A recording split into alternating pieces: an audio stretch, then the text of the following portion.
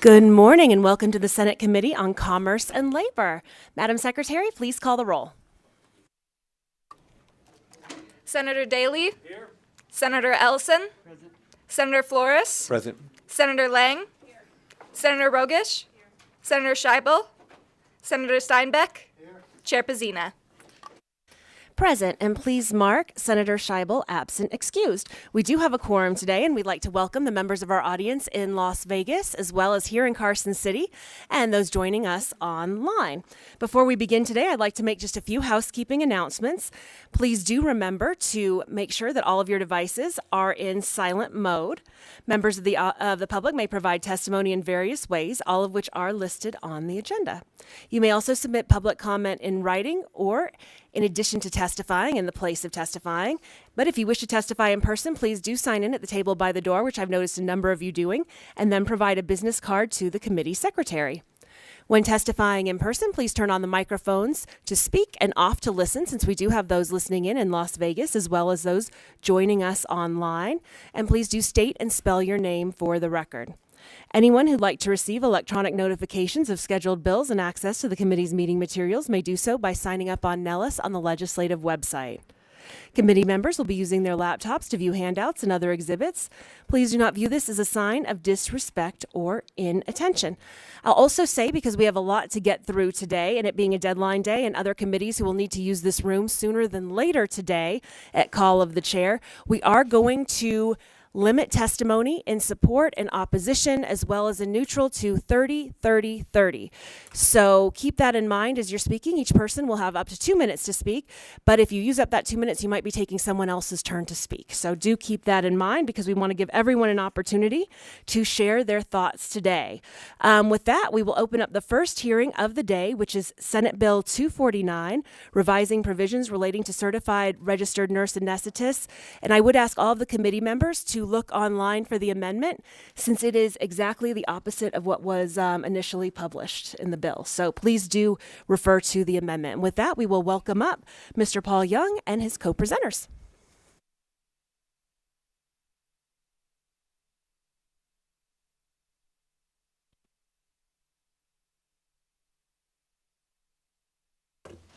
Thank you, Madam Chair, members of the committee. Paul Young with Tom Clark Solutions on behalf of Nevada Association of Nurse Anesthetists. Here today to present SB 249. I'd like to introduce a couple members that'll be testifying, presenting today, as well as notify a couple people online. So we have Brian Hansen, Art Savanac, and Dr. James Stinson in Las Vegas. We have Jana Conover with the American Association of Nurse Anesthesiology online. She will not be presenting. She's here to answer questions, an expert in kind of what other states are doing in this area, as well as I believe Dave Weiss with Board of Pharmacy online. Again, not part of the presentation, but will be available to answer questions. So with that, as Chair Pazina mentioned, the amendment will be removing physician supervision. That is not in current statute outside of critical access hospitals, and we'd ask that the bill be heard on with the amendment not the current form. So with that, I will pass it to Brian Hansen and we'll start the presentation. Thank you. Good morning, Senator Pazina and Commerce and Labor Committee members. My name is Brian Hansen, BrianHansen, and I'm a CRNA in Las Vegas, where I was born and raised. Healthcare is something many of us don't think about until we need it, and I have recently come up with some major medical issues of myself, and because of connections I have in the state, I was able to skip a wait list and be seen earlier. Even after I was seen by this specialist here in Nevada, they have recommended I seek healthcare treatment in another state. Nevada lacks much of the basic framework to make our healthcare system great. And I believe your support of SB 249 will help provide some of the basic foundation to improve both access and quality of surgical care throughout all of Nevada. Now, my personal training and experience include a bachelor's degree in biology from UNLV, working a year in clinical research, followed by a nursing degree from Nevada State University, where after that I followed up with 5 years of ICU experience at Sunrise Hospital before attending Mount Marty University in South Dakota for my anesthesia training. When I decided on anesthesia, I wasn't planning on returning to Nevada because of the lack of job opportunities. In fact, Nevada is ranked last, 51st, including Washington, D.C., and anesthesia providers per capita. However, the pipeline for physicians and CRNAs is wide open, with 4 physician programs now open in the state and 2 CRNA programs that are opening in the state. We have the opportunity to retain and drastically improve the foundation of our healthcare system in Nevada with your support of SB 249. CRNAs are one of the 3 recognized anesthesia providers in the United States.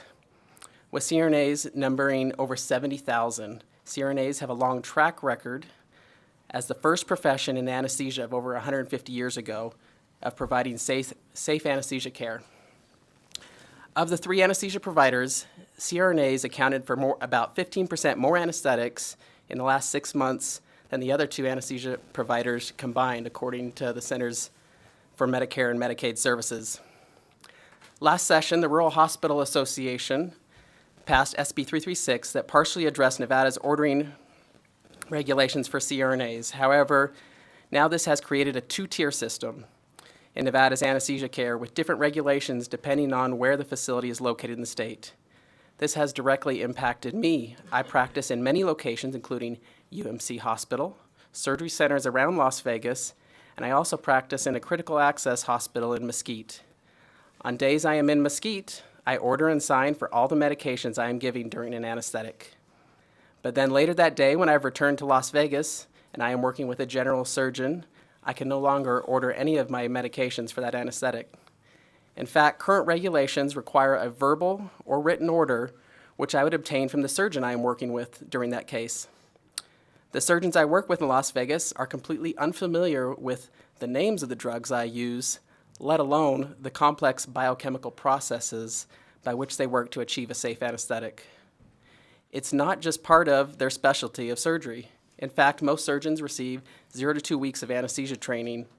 A CRNA trying to obtain orders from a surgeon can even distract that surgeon during a critical portion of their procedure. Anesthesia is a team sport. CRNAs never do anesthesia without a physician involved. Even before surgery, I'm involved in coordinating care with multiple physician specialties, including internal medicine, cardiologists, pulmonologists, nephrologists, and other physicians in optimizing and preparing patients before undergoing anesthesia for surgery. What will SB 249 do exactly in Nevada?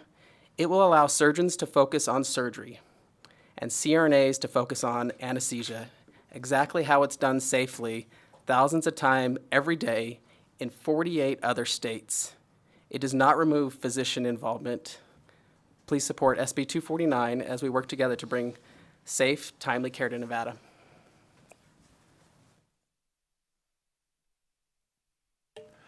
Good morning, Senator Brzezina, members of the committee. Thank you for hearing us today. My name is Arthur Savanak. Arthur, A-R-T-H-U-R, last name S-A-V-I-G-N-A-C. I am the outgoing president of the Nevada Association of Nurse Anesthetists. I have been a CRNA since 1990 and have been practicing and providing anesthesia services in the state of Nevada since 2008 when we first moved to Elko. Since 2017, I have been practicing in Las Vegas and also providing anesthesia care in an underserved area at a critical access hospital in Pahrump, Nevada, encountering the same issues with AB 336 as Brian alluded to. I am a retired lieutenant colonel from the United States Army. I was in the Army for 23 years, practicing anesthesia for 15 years. My tenure in the Army encompassed clinical anesthesia, anesthesia education, leadership jobs, 2 years, and 2 years where I was selected and honored to serve in special operations, providing anesthesia care in forward deployed locations for America's elite warriors. These jobs are only offered to CRNAs because of our background, education, and experience, and since I have left that job, the mission has continued and greatly expanded, and again, these roles are filled exclusively by CRNAs, providing resuscitative trauma anesthesia care from the battlefield to rear area hospitals.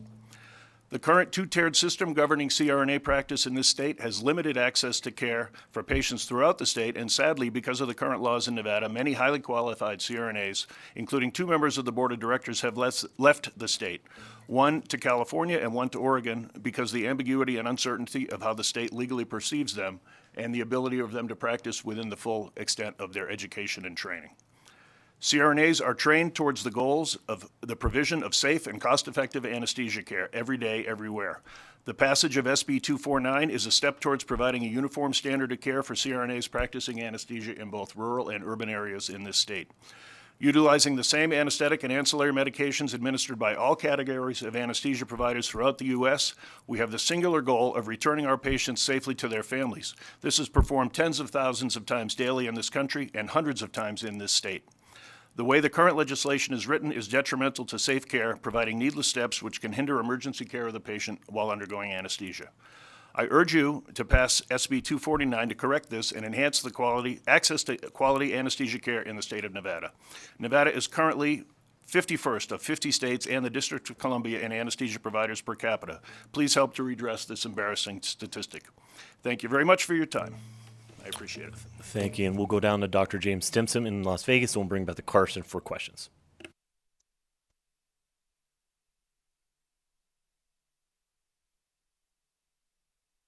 Good morning, Chair Pazina and Senate Committee on Commerce and Labor. My name is Dr. James Stimson, James Stimpson. I am Treasurer for the Nevada Association of Nurse Anesthetists, and I am the Nurse Anesthesia Program Director for UNLV's Nurse Anesthetist Program. I've been a CRNA for 25 years, 19 of those years as the CRNA Program Director, and I've personally educated and graduated almost 400 CRNAs, and many of those graduates work in Nevada today. As part of the CRNA curriculum, we educate critical care nurses to be safe anesthesia providers who can work in both rural and urban settings with and without physician supervision. After obtaining a minimum of 2 years of critical care experience, CRNAs today complete 36 months of anesthesia education where they have demonstrated that they are competent, they are skilled, and they are safe. Almost 80% of my clinical practice has been as an independent CRNA in neighboring states where CRNAs are not required to be supervised by anesthesiologists. During that time, I was the only anesthesia provider in the building, and not once have I ever had a bad anesthesia outcome. Not once. Our anesthesiologist colleagues are valuable members of our communities, but as long as I've been a CRNA, I have continually had to defend my practice from their scare tactics that imply patients would suffer without their involvement. They routinely cite biased supervision studies that are several decades old, while ignoring more recent studies, including a large-scale study conducted by CMS in 2015. It showed there were no differences in anesthesia outcomes whether anesthesia was given by a nurse anesthetist or an anesthesiologist. During our nation's battle with COVID a few years ago, physician supervision was lifted in all 50 states, and there were no increases in anesthesia malpractice claims. This was truly an opportunity for CRNAs to show what they can do, and they nailed it. I take my anesthesia practice very seriously, as do my colleagues. I implore you to support this vital legislation to enhance access to care for Nevada residents by passing Senate Bill 249 that provides protection for CRNAs when they are providing patient care and while ensuring Nevada residents have the access to care that they need. Thank you for the opportunity to testify before you today. I'd be happy to answer any questions. All right. Thank you, Chair Pazina. That's the presentation. Okay, thank you so much. Do we have any questions from the committee this morning? I realize it's a Friday on deadline week and everyone is probably very tired with some late evenings. Any questions? Okay. So I'm curious. I know that last session I was sitting here in this room when we made this possible in critical access areas. I haven't seen any reporting data since then on how that's been going in in our rural areas of the state, the critical care areas. Thank you, Chair Pazina. Paul Young, on Nevada Association of Nurse Anesthetists. I might have Mr. Hansen answer that question as he currently works in a critical access hospital. Brian Hansen, Brianhansen. So yes, as I'd mentioned in my initial testimony, I work both in Las Vegas and in a critical access hospital in Mesquite. And the day-to-day operations in Mesquite, they really didn't change at all. There hasn't been any increased incidence of issues, no mortality or morbidity increases. Very little has changed from before this. Thank you. Do you have any reporting from the rest of the state or? And I understand it just may not be available, and that's okay too. Paul Young, no, Chair Pizzi, I don't think we have any reporting at this point. Thanks. Chair, this is Dave Wiest with the Board of Pharmacy. I can give you complaints that we've received in license numbers. Thank you. Interested. Thank you so much. Please proceed, and thank you for attending, and thank you all very much for the presentation. Good. Dave Wiest, for the record, Executive Director of the Board of Pharmacy. We have licensed just more than a handful of CRNAs in the critical access, and then gave them their controlled substance licenses. We've received no complaints from the public during the last biennium. Thank you so much. And as a follow-up, you said around a handful. Would that be 5? Would that be 10? Would that be a little more? I think it's just under 20. I think it's still, I agree with the confusion testimony for us because I get a lot of questions about it. So I think it's building momentum. Yeah, probably just under 20. Okay. Thank you so much. Do we have any other? Senator Steinbeck.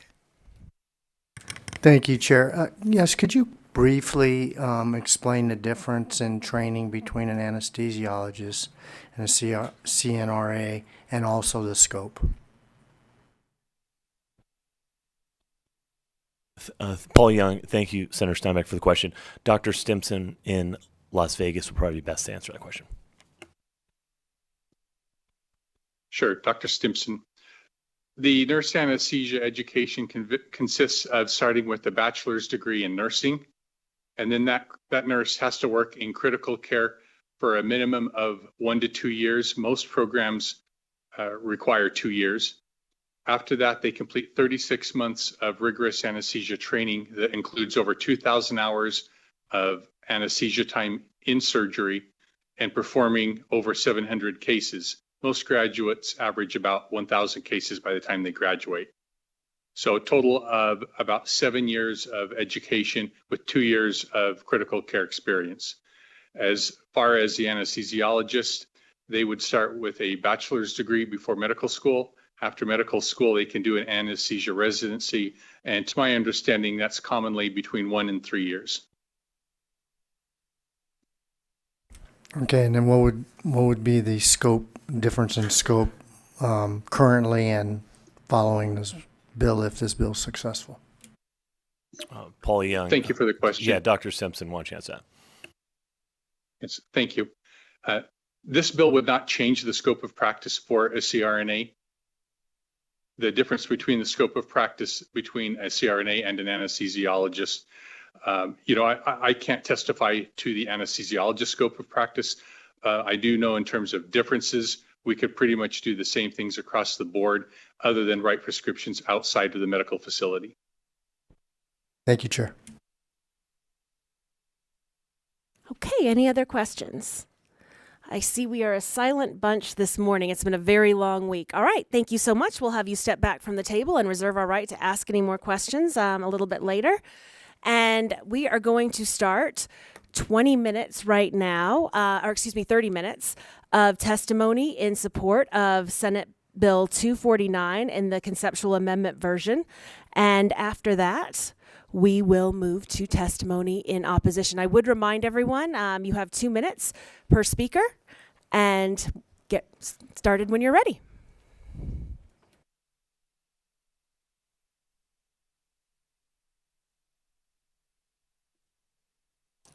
Good morning, Madam Chair, members of the committee. Reagan Comas with R&R Partners here today representing UMC, and we want to voice our support for Senate Bill 249. We believe this is a tool that helps us be able to enhance the quality care that we give to our patients. Thank you.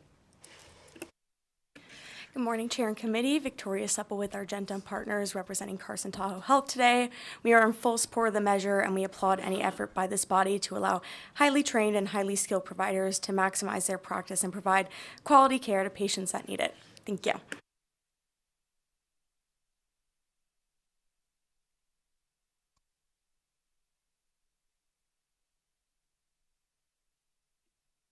Good morning, Chair Pazina and the Committee of Commerce and Labor. My name is Marissa Watt, and WAT, and I am a nurse anesthetist with 21 years of nursing experience and 10 years as a nurse anesthetist. My practice practicing as a nurse anesthetist. I'm here today in support of SB 249. I currently work in a variety of settings here in Nevada that are not critical access. In the majority of settings I work, I am the primary anesthesia provider and depended upon for my expertise in anesthesia.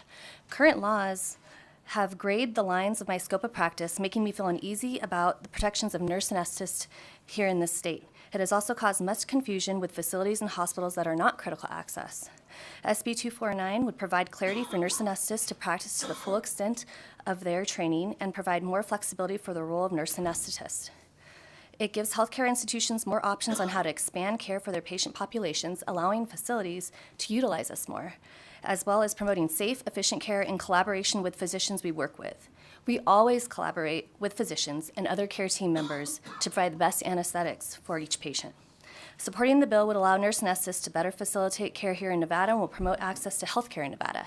Currently, Nevada is ranked 51 out of 50 states, plus DC, in access to anesthesia providers, meaning we have a critical shortage. Physicians have shown they aren't able to fill this gap.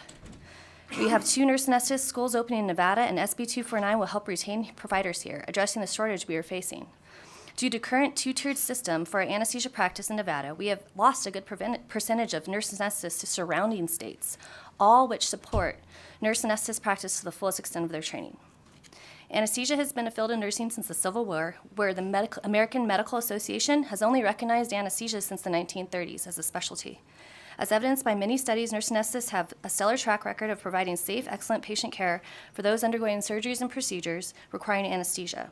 Nurse anesthesia is considered an area of advanced practice by nursing in an American Thank you Nursing so much. Association. We're at 2 minutes, but I want you to be able to finish up if you want to finish up your comments. This is just my last comment. Thank By you. the American Nurses Association, Medicare, 47 states plus territories. Thank you so much for your time. Thank you so much. And if you have your comments written down, please provide them to the committee secretary so we can make sure they're on the record. Good morning, Chair Pazina and committee members. My name is Brian Kuntz, BrianKoonce. I'm a registered nurse anesthetist, or CRNA, with 26 years of experience providing anesthesia care as an officer in the United States Air Force and as a civilian following retirement from the military. I currently serve as a lead OB CRNA at Carson Tahoe Regional Medical Center here in Carson City, where I provide the majority of the anesthesia for women in labor and those requiring cesarean deliveries. I'm honored to sit before you and support SB 249. This bill allows CRNAs in the state of Nevada to possess and administer medications required to provide anesthesia and analgesia care to patients without an order from a physician. Currently, policy states that CRNAs at rural critical access facilities are not required to have a physician order to administer necessary medications to provide anesthesia care, but those of us that work in more densely populated areas do require said order. I've been involved in nurse anesthesia education my entire career. I've served as a clinical instructor in the military and as a civilian. I've been a university professor and taught in the classroom and in the simulation center. So I'd like to speak to CRNA education for a moment. An applicant to a nurse anesthesia program must have a superior GPA in nursing, in their nursing school education, especially in their undergraduate science grades, to be competitive. These applicants have an average of 2.5 to 3 years of critical care nursing experience, and that experience involves more than just following a physician's order. It's about thinking critically, problem solving, and having to consider the physiology and pathophysiology of what the patient's critical illness entails. A critical care nurse doesn't just follow orders. A critical care nurse who becomes a nurse anesthetist doesn't just follow orders either. The curriculum taught in the nurse anesthesia program is standardized and accredited by the Council on Accreditation for Nurse Anesthetists. The textbook, the research articles, the mannequins, and other materials that a nurse anesthesia student learns from. Thank you so much. We're a little bit over 2 minutes, but if you want to close it up and make sure that you provide your comments to the committee secretary so everything we can see in writing, and thank you. Thank you. I was just going to say that everything that we use in a nurse anesthesia program are the same materials as what they use for a student seeking to become a physician anesthesiologist. Thank you. Thank you so much. We are going to move to Las Vegas, and I want to make sure we have time for everyone, so we'll also have time on the phones as well. But begin when you're ready in Las Vegas, and thank you for being here. Thank you, Chairperson Pazina. My name is Steve Wilstead and other committee members. I moved to Las Vegas 2 years ago to to further my practice as a nurse anesthetist. I just wanted to share a little bit of history. You don't need to remember my name. It's Wylstead, but there is one person I'd like you to remember. Her name is Alice McGaw. Alice McGaw was a nurse anesthetist before the turn of the century, and I mean the 19th century. She remained the most famous nurse anesthetist of the 19th century. Born in Ohio in 1860, she attended nursing school in Chicago. Ultimately became the anesthetist for both of the Mayo brothers, William and Charles, in Rochester, Minnesota. In 1899, she became the first nurse anesthetist to publish the scientific journal for the Northwestern Lancet, which was a medical journal at the time. This was revolutionary for her abilities.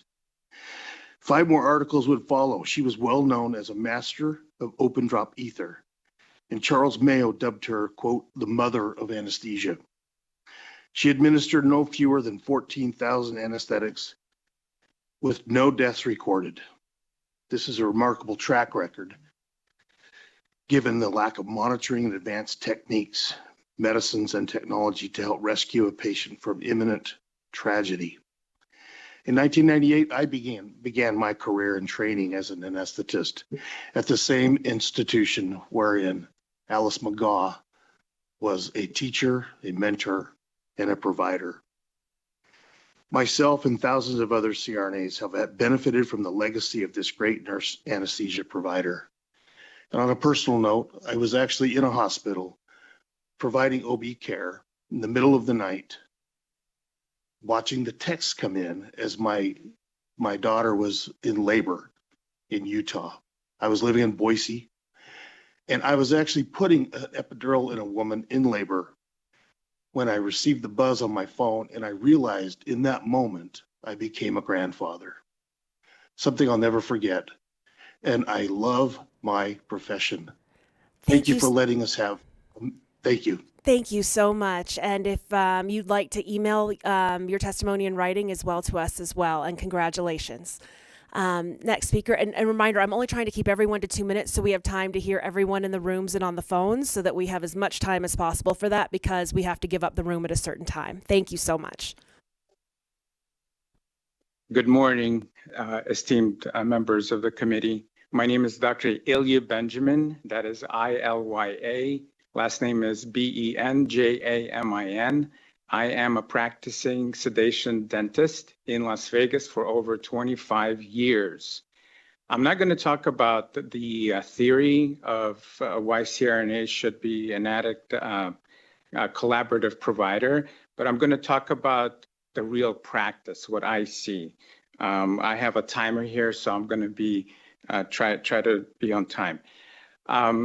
As a sedation dentist, I practice IV sedation, credentialed by the State of Dental Board of Examiners. And I can tell you that there's some times when, as both an operator and a sedation dentist, I cannot control or manage the patient very well. And I've had the greatest opportunity to work with both dental anesthesiologists, physician, MD anesthesiologists, and CRNAs. And I can tell you right now that so far, the greatest experience that I've ever had was with CRNAs. First, they have a great compassion experience, and it's been such a privilege to work with them. And I can tell you, this week, I had a crying parent that came to me and begged me to see a very anxious teenager that no one in this town wanted to treat her. And with the help of a CRNA, we were able to calmly perform dentistry. As you know, dentistry is not the greatest. People don't like to go to the dentist, and I can assure you, with passage of this bill, CRNAs will be an added adjunct. Thank you so much.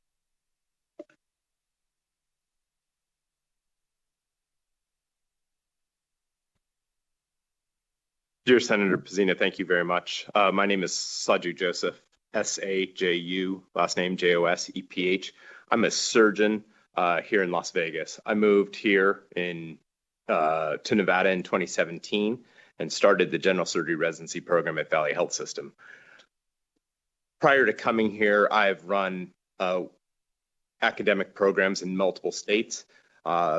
in large academic medical centers. I was in charge of overseeing a complex surgical oncology program, transplant program, as well as a trauma program. And I'm proud to say I ran all of those in multiple institutions solely with CRNAs. Most importantly, I can tell you on the surgical side, we had excellent outcomes throughout. Coming here to Nevada, I have seen the shortage of anesthesiologists. I tell my colleagues and academic partners throughout the country that we didn't have anesthesiologists in the hospital in the middle of the night until about 2022, which is something I'd never even seen or heard of before I came here. CRNAs play a valuable role. The outcomes are excellent. Every study everywhere has shown that, and their cost to the health system is dramatically less. I can speak personally for myself, as well as share data in the complex surgical oncology world, that the outcomes with CRNAs in complex surgical oncology are much, much better. I support this bill in any way. Thank you. Thank you so much. We are going to move to the phone lines right now, and we thank everyone who's taking the time out of their day to testify. So please go to the phone lines. Broadcast, is there anyone in support of Senate Bill 249 on the phones? If you would like to testify in support of Senate Bill 249, please press *9 now to take your place in the queue. Again, if you would like to testify in support of Senate Bill 249, please press *9 now.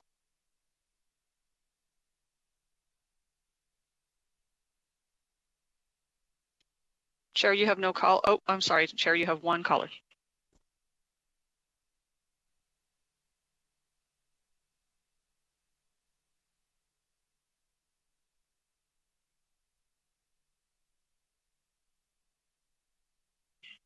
Caller with the last 3 digits of 520, please press *6 to unmute yourself.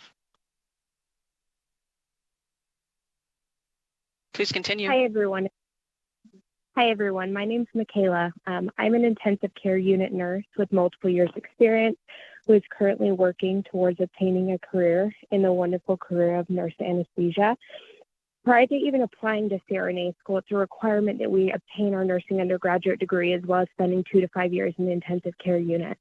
During this time, we get the experience with varying multiple patients with complicated pre-existing and acute medical conditions. With this experience that's required, I get the opportunity to collaborate with multiple other specialties every moment that I'm in the ICU. I would never dream of working out of my scope of practice or what is safe for my patients. I grew up and spent most of my life in Nevada and consider it my home. What's incredibly unfortunate is with the lines being blurred, I don't feel safe returning to the state of Nevada to be able to work as a CRNA. I feel like I have opportunities in multiple other states that believe in our abilities to provide safe care to our patients, our thorough training, and allow prescriptive authority. Thank you so much for your time. Thank you so much for your testimony. Do we have anyone else on the phone lines broadcast for testimony in support of Senate Bill 249? Chair, you have no more callers wishing to testify in support at this time. Thank you so much.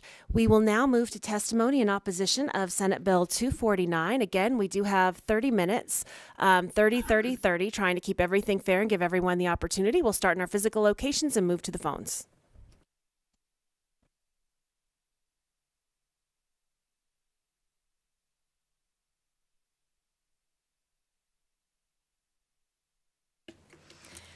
Good morning, Chair Pazina and members of the Senate Commerce and Labor Committee. For the record, my name is Cassidy Wilson, CASSIDY-WILSON, and I'm with McDonald Chrono. Today, I'm here on behalf of the Nevada State Society of Anesthesiologists, NVSSA, to express our strong opposition for SB 249 as amended. While we deeply value the important role that CRNAs play in the healthcare system and respect their training and dedication, NVSSA believes that authorizing CRNAs to practice independently without physician supervision raises serious concern regarding patient safety and quality of care.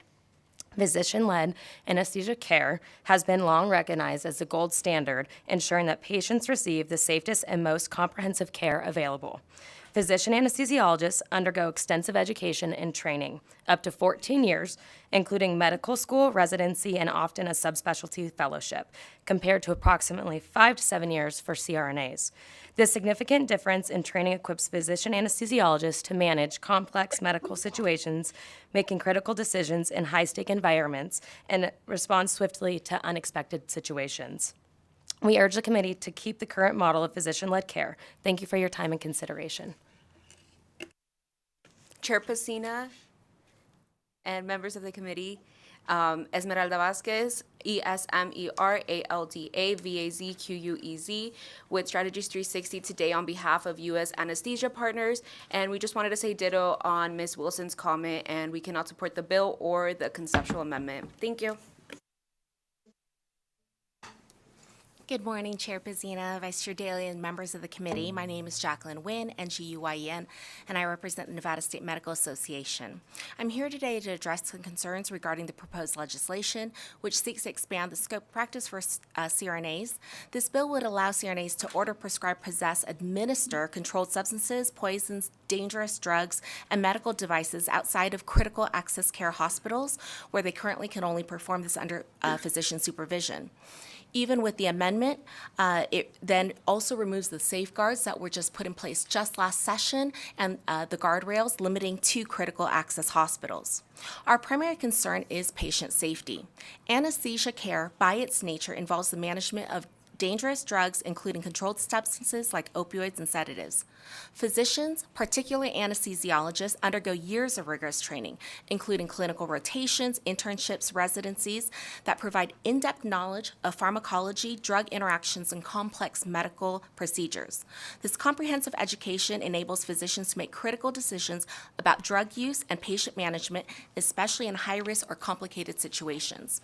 While we understand the need for improving access to care, particularly in underserved areas, we must carefully consider the potential risk of expanding the CRNA's authority. Therefore, we urge you to not support. Thank you. Good morning. Thank you for having us. My name is Samantha Schneider, SAMANTHA SCHNEIDER. I am a physician here in Carson City, and I just want to echo what my colleagues have said previously in opposition to this bill and state that I'm in support of physician-led care. Thank you.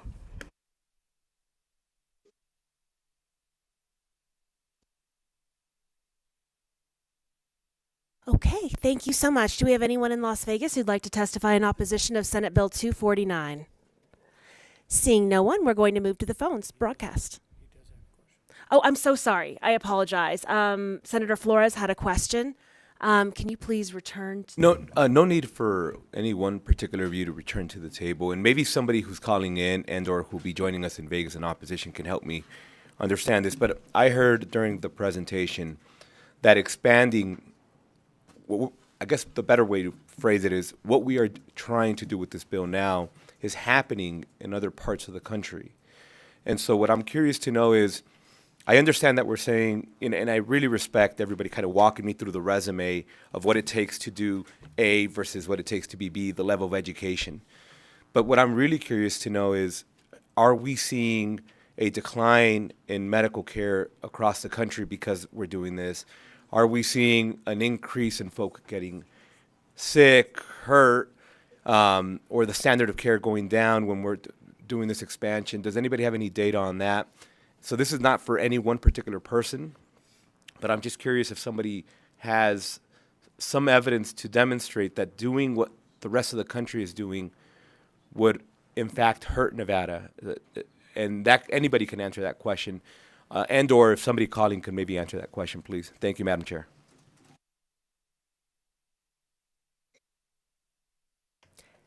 Thank you so much. We can go ahead maybe and answer that in closing, or do you prefer something now? Yeah, and again, this is mostly for the opposition because I understand that they're concerned about, they're saying that we're lowering the standard, but if we're saying that this is happening, and maybe that was incorrect, but if we're saying this is happening throughout the country, then we should have evidence to demonstrate that, in fact, we are lowering the standard of care. And that I was just curious to know if anybody had any data on that.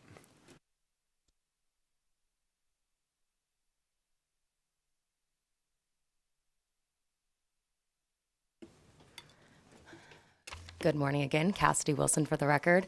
So the state of California actually had to go back during their last legislative session and make some changes to their statute due to some situations. And I have submitted a letter to the committee on behalf of the American Society with all of that data as well. And I'm happy, I have a one-pager that I'm happy to submit to you as well. And I'll go digging for that now. Really appreciate it. Thank you. Thank you. Thank you so much. And due to the question, we will not take away from the 30 minutes, although I don't know that we will have 30 minutes, so that might not make any difference. However, we are going to move to, well, first of all, thank you so much for the question, and thank you so much for the answer. And we are going to move to the phone lines for testimony in opposition of Senate Bill 249. If you would like to testify in opposition of Senate Bill 249, please press star 9 now to take your place in the queue.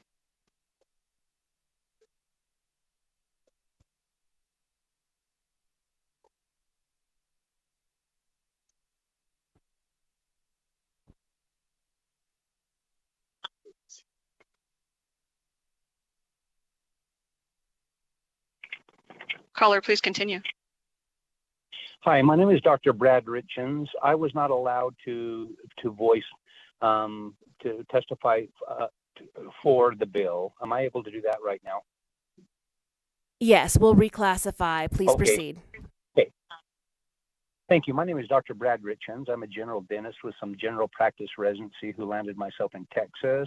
I've done many, many sedations. I provided both the surgical services and the anesthesia when I was in Texas. I landed up in Las Vegas doing general anesthesia for my patients and sitting right by several anesthesiologists and CRNAs that I call my friends. I want to tell you, I wholeheartedly support SB 249. I can tell you what this bill is not, or it should not be. It's not a divisive bill. It's not several anesthesiologists claiming that CRNAs don't have the expertise to recognize underlying medical conditions. And it's not about a bunch of group of CRNAs calling for prescriptive authority to have the autonomy to do their job. It is about the citizens and the patients of Nevada having access to and receiving the surgical procedures they need, or it should be about that. It should be about the anesthesiologists, CRNAs, surgical providers, orthopedic surgeons, podiatric surgeons, myself, cardiovascular surgeons, be able to screen those patients that will have potential problems, trusting us to do our job to refer and use the anesthesia team as a tool. Refer to the anesthesiologist if it's a difficult case. Go to CRNA if it's not. It's as simple as that. As a legislature, we need to pass SB 249, track more anesthesia providers and allow our patients more access to safe general anesthesia. In closing, I'd really like to comment about that ICU nurse. I have tears in my eyes. She's working in the ICU for 2 to 5 years, be able to apply before she can even apply to the CRNA school. What great exposure to critically ill patients. Do we really think that she's going to go out of the scope of her practice? Do we think the CRNAs are going to do that? No. Most importantly, she wants to come back to Nevada. Why are we 50 out of 52 states for the least amount of anesthesia per capita? Why? What do the other states know, just like the legislature asked, that we don't? Well, let me tell you. Doctor, we're actually I know over we're 2 done. I'm done minutes, now. and I appreciate your comments. If you could provide them in writing to our committee secretary, and if you'd like to make any closing statement on your comments. Yeah, my last closing statement is let's all come together to provide these great surgical services all together, and I think it's a united bill, not a divisive bill. Thank you so much. Thank you. And we will reclassify that to testimony in support. And at this point, we are, however, taking testimony in opposition. So, broadcast, do we have anyone else on the lines? And thank you. Caller with the last 3 digits of 399, please press star 6 to unmute yourself.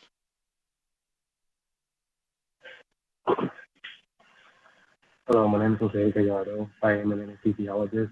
First name is Josc, last name Gallardo, and I'm a physician practicing in Nevada, and I oppose the CRNA independent practice bill SB 249. Thank you.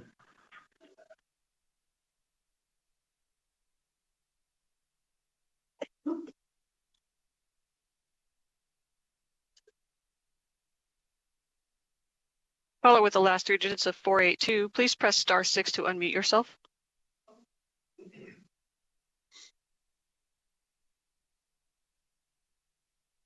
Caller with the last three digits of 482, please press *6 to unmute.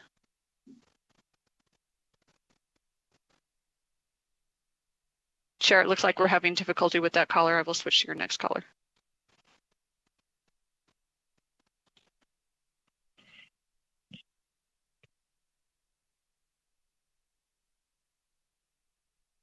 Hi, this is Dr. Shana Richardson, Shaina Richardson, Richardson,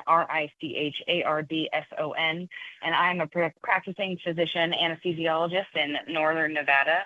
And I would like to express my extreme opposition to this bill because I think that it is going to lower the standard of anesthesia care in Nevada.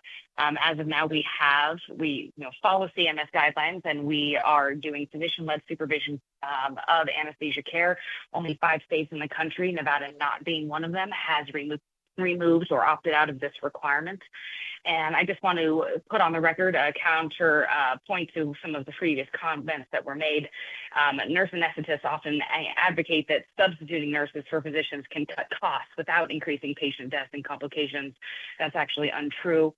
Independent studies have shown that the odds of an adverse outcome are 80% higher when anesthesia is provided only by a nurse anesthetist, and the cost of savings that they have alluded to is also untrue. And when you remove physician oversight in anesthesia care, nurse anesthetists continue to demand extremely high salaries for the limited anesthesia services they offer. Physician anesthesiologists have a much broader scope of practice. Instead of just providing the anesthesia care around the perioperative period, they also are involved in the entire perioperative period, pain management, critical care medicine, and have a far larger scope of practice than nurse anesthetists. So I thank you for listening to my comments. I appreciate it, and I urge opposition to this bill as amended. Thank you.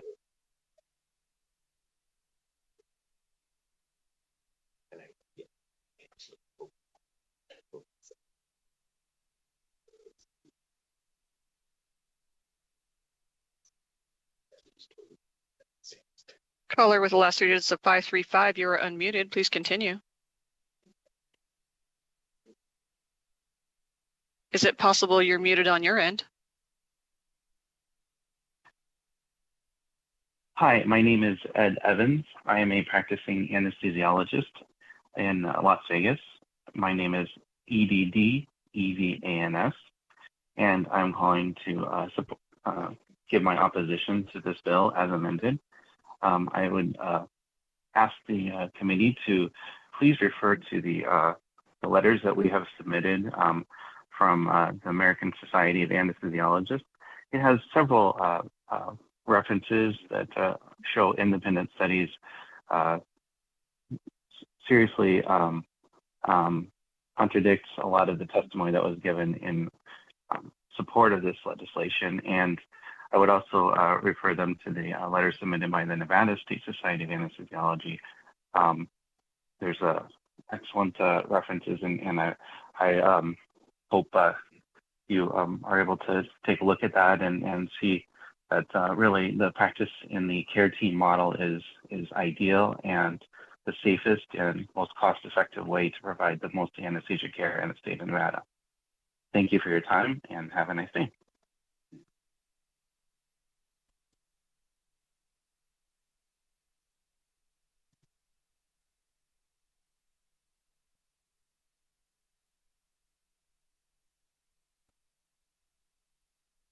Caller with the last three digits of 374, you are unmuted. Please continue. Good morning, Madam Chair. My name is Nariman Rahimzadeh, Nariman Rahimzadeh. I'm a physician anesthesiologist in the Reno area and the past president of the Nevada State Society of Anesthesiologists. I am calling in opposition, strong opposition to SB 249, and would like to defer the committee to the letters both by the American Society of Anesthesiologists as well as the Nevada State Society of Anesthesiologists. I'd like to thank you all for your time.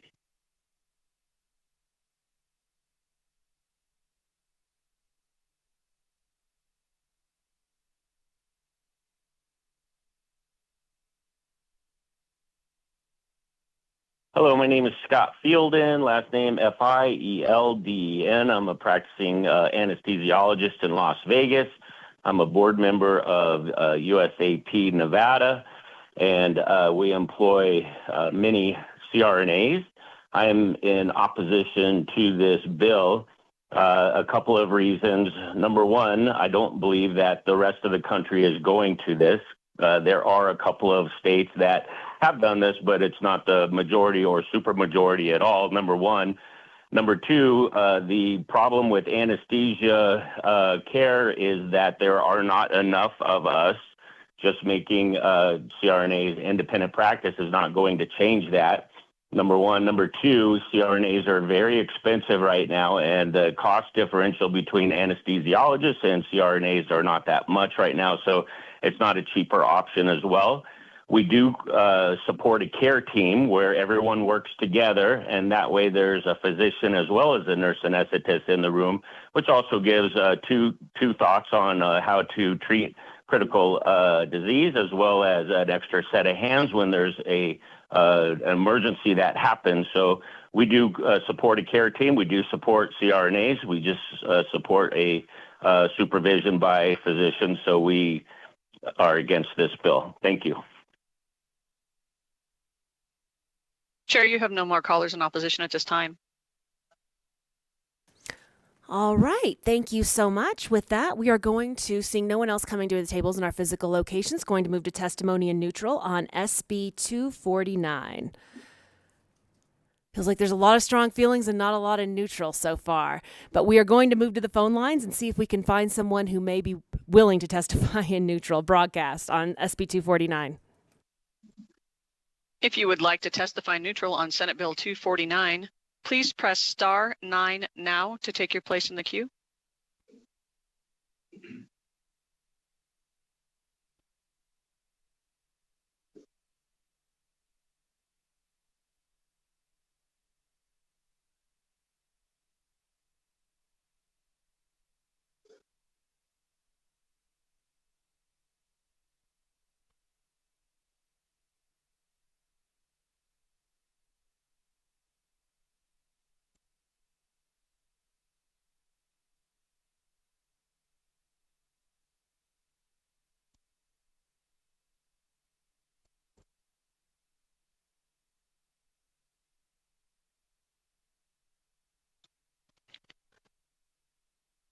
Caller with the last three digits of 075, please press star 6 to unmute.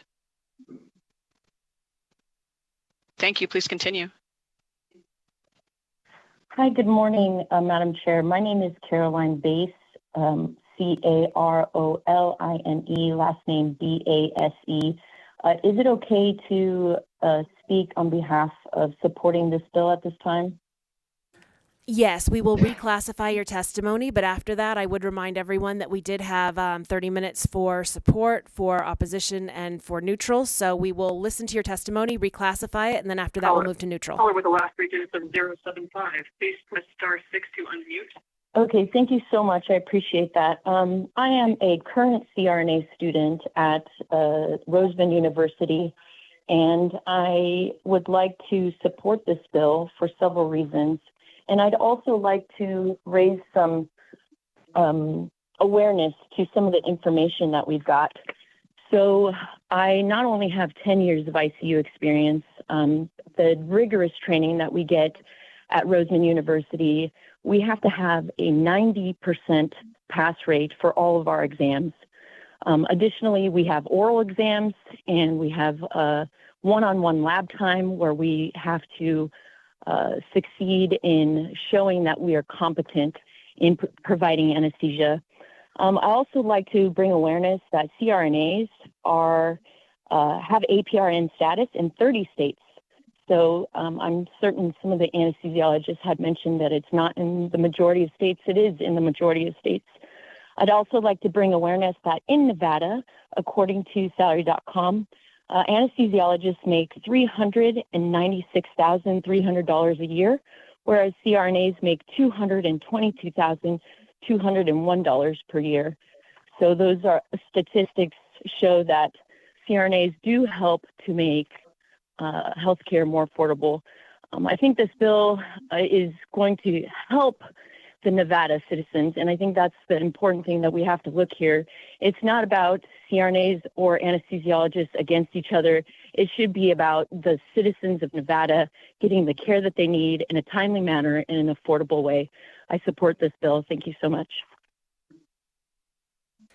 Thank you so much. And my understanding is we also had 2 more who are calling to testify in opposition, but we are asking everyone at this point to stay in neutral because we have closed out testimony in support and testimony in opposition. So we would ask anyone who'd like to testify in neutral on broadcast, if they're here for us on 249, to have them proceed.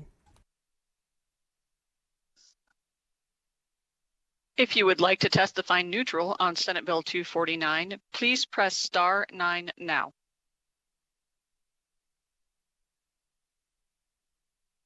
Chair, you have no callers neutral at this time. Thank you so much.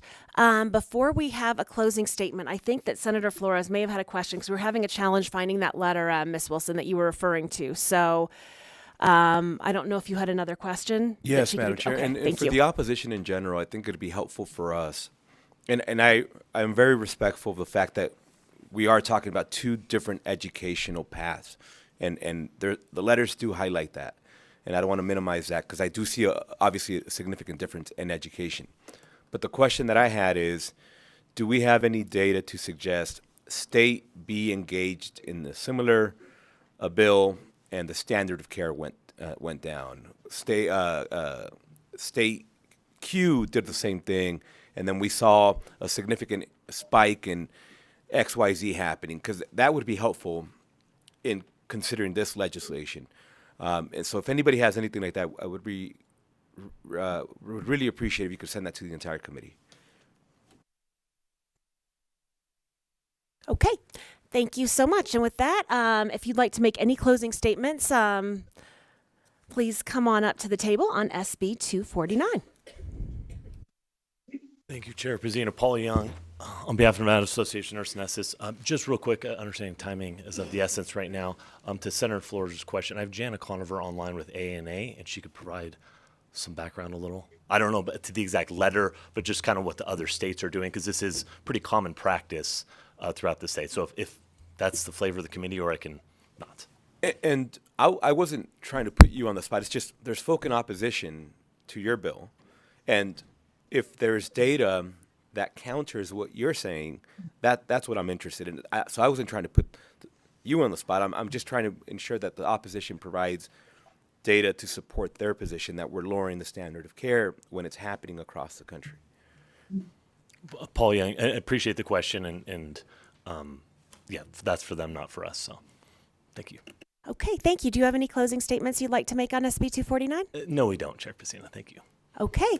Well, thank you so much. Thank you for the presentation today, and for everyone who came to testify in person or over the phone, whether in support, opposition, or neutral. We really appreciated your time.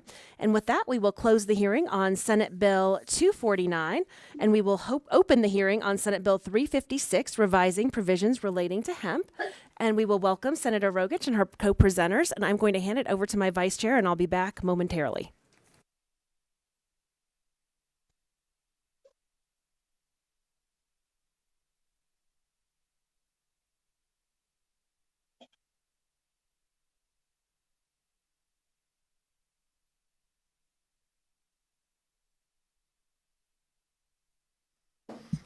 You guys can start whenever you're ready. Welcome.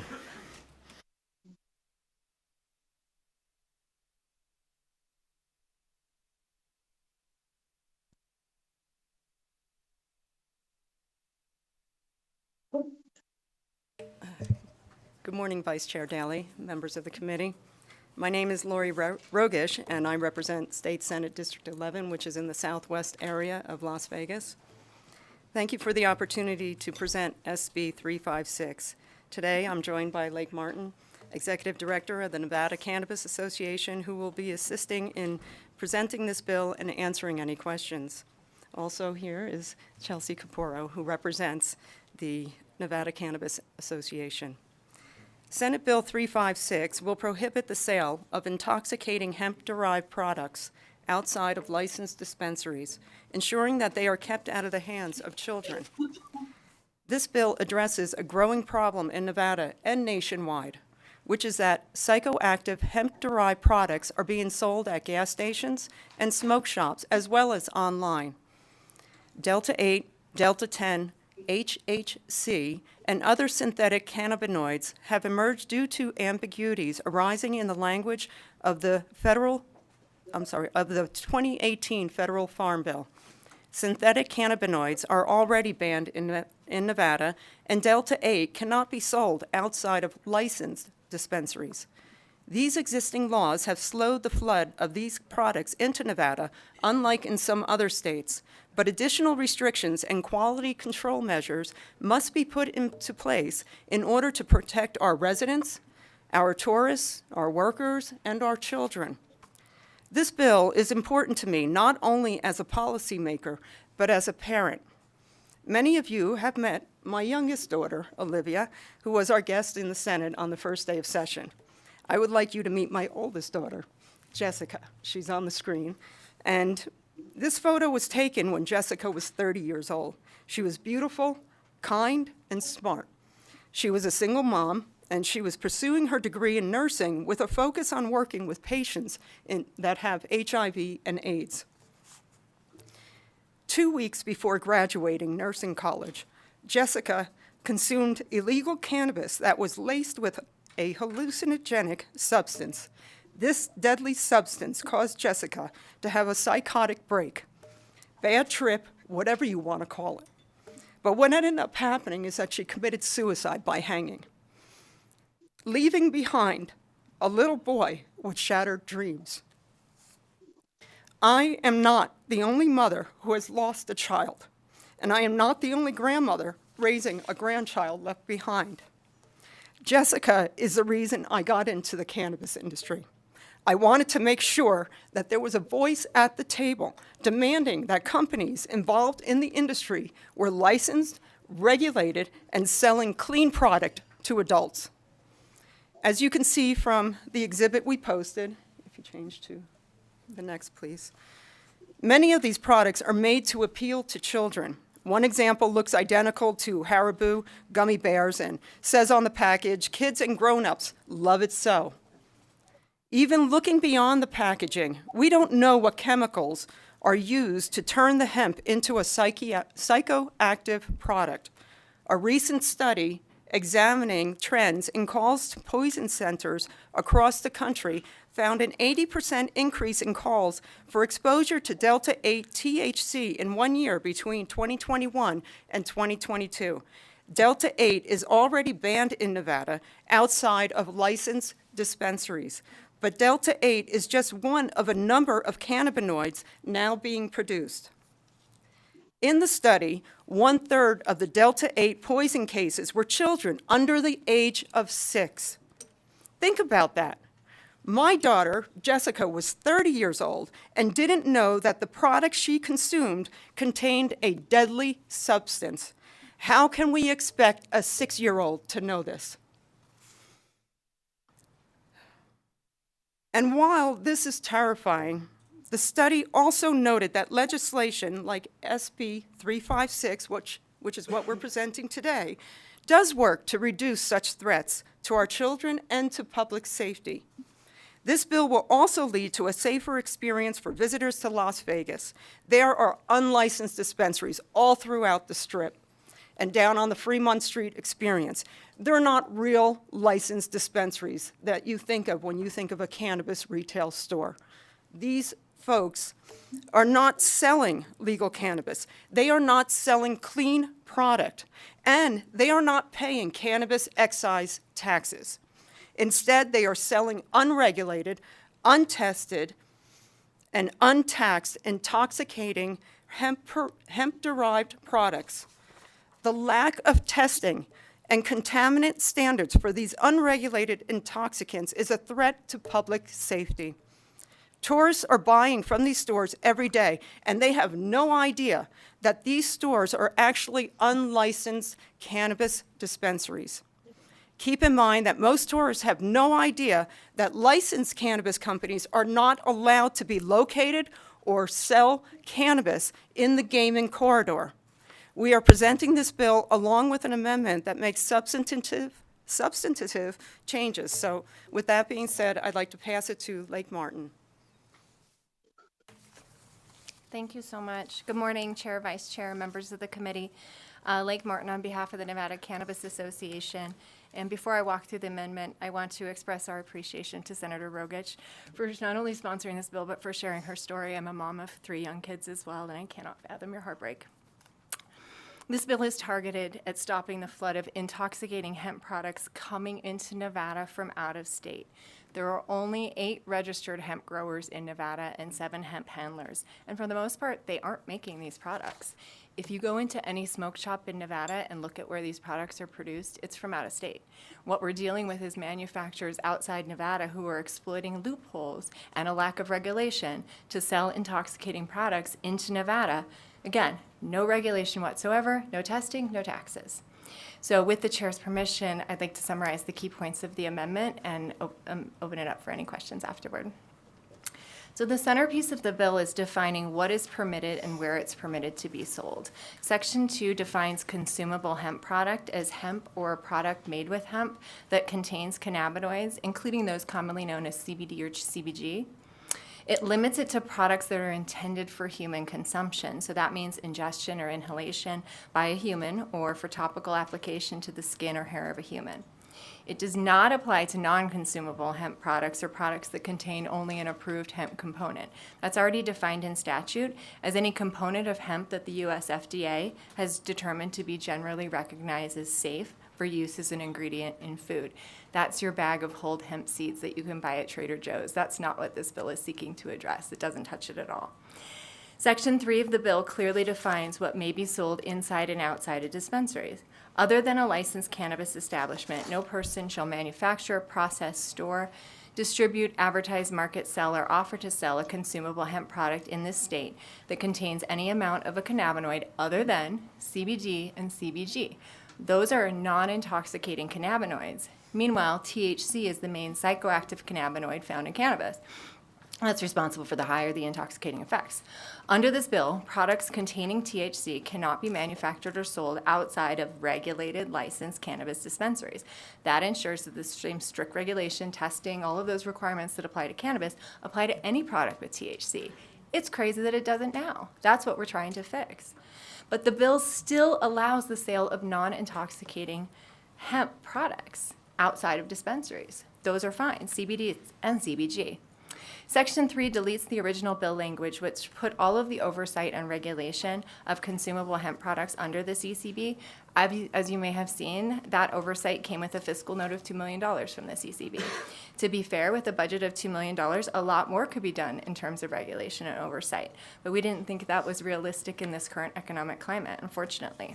We've made significant changes to the bill, as you're seeing in the amendment, that we hope will reduce that fiscal note or remove it entirely, and the CCB, I believe, will speak to that during their neutral testimony. Sections 4 and 5 give the CCB authority to adopt regulations to set up additional oversight of consumable hemp products. Again, being mindful of budget constraints, much of the language regarding investigations and civil prosecutions is couched in may language rather than shall, but it does give the CCB and other law enforcement agencies and local jurisdictions the more of the tools they need to enforce. And part of that is clearly defining in statute so that law enforcement can go into a store, see that product, and know that contains THC. Under the existing federal standard, which involves a 0.3% of dry weight, it's very difficult for law enforcement to visually go in and see without pulling the product off the shelf. There are products up there that have 10,000 milligrams. It doesn't say of what, 10,000 milligrams. Another one next to it, and I took some of these pictures, 1,000 milligrams. Of what? You know, it's very challenging right now for law enforcement to be able to enforce, and this makes that much easier and less costly. Section 8 maintains the existing status quo with respect to what types of hemp products may be produced by licensed cannabis production facilities and sold by licensed cannabis dispensaries. In other words, there is a regulated outlet for intoxicating hemp products. Currently, there are products for sale by licensed dispensaries that include a ratio of CBD to THC. And these products may continue to be manufactured and sold because it's regulated, tested, not sold to anyone under 21. Also, the section adds language setting the serving sizes and packaging sizes to mirror the serving sizes and packaging sizes in cannabis. There's currently no requirement for serving sizes and packaging sizes. So you could eat that entire 10,000 milligram chocolate candy bar with no idea of how much THC, intoxicating THC, is in it. The bill doesn't change existing standards for Nevada's handful of hemp growers, and this is so important. It maintains the same testing requirements for non-consumable hemp as what's in the statute and regulations currently. For consumable hemp products, there are testing requirements in Section 20 that are another key feature of this bill. There's no testing requirement currently for any consumable hemp-derived product, whether intoxicating or not. So this will add some key quality control standards requiring both the testing of raw material and the finished goods, which is the same standard for cannabis products, and it sets up a system. So if out-of-state manufacturers are shipping their products into Nevada, they will be tested. The testing can also be done out of the state as long as the lab is ISO accredited, and if the test results are kept with the product. So the bill adds additional enforcement mechanisms. Section 21 makes selling products that claim to be in compliance with this bill but are not a deceptive trade practice. Mislabeling or misleading labeling are huge issues in the area of intoxicating hemp products, as you can see from the pictures. And that again endangers the product, and this endangers the public, and this provision seeks to address that. The bill also adds civil and criminal penalties for businesses who violate this act, which currently do not exist for intoxicating hemp products in violation of state or federal law. Section 30 addresses online sales because many of these intoxicating hemp products are being shipped directly to consumers from out of state. There's no ID requirement, and there's no requirement that you have to sign for them when they're delivered to your house. Any age person can get them delivered to their house. So I wanted to address, before I wrap up, we are aware of some potential opposition from those who are seeking a carve-out for hemp beverages, and I wanted to speak to that real quickly. You can't have a hemp beverage sold in liquor stores without a robust regulatory structure. And with a robust regulatory structure comes a larger budget. And so if the CCB or another agency, and there is no state beverage agency, so if the CCB is expected to go out to every Total Wine and every retail store and regulate and oversee advertising, labeling, packaging, testing of hemp beverages, that comes with a budget request.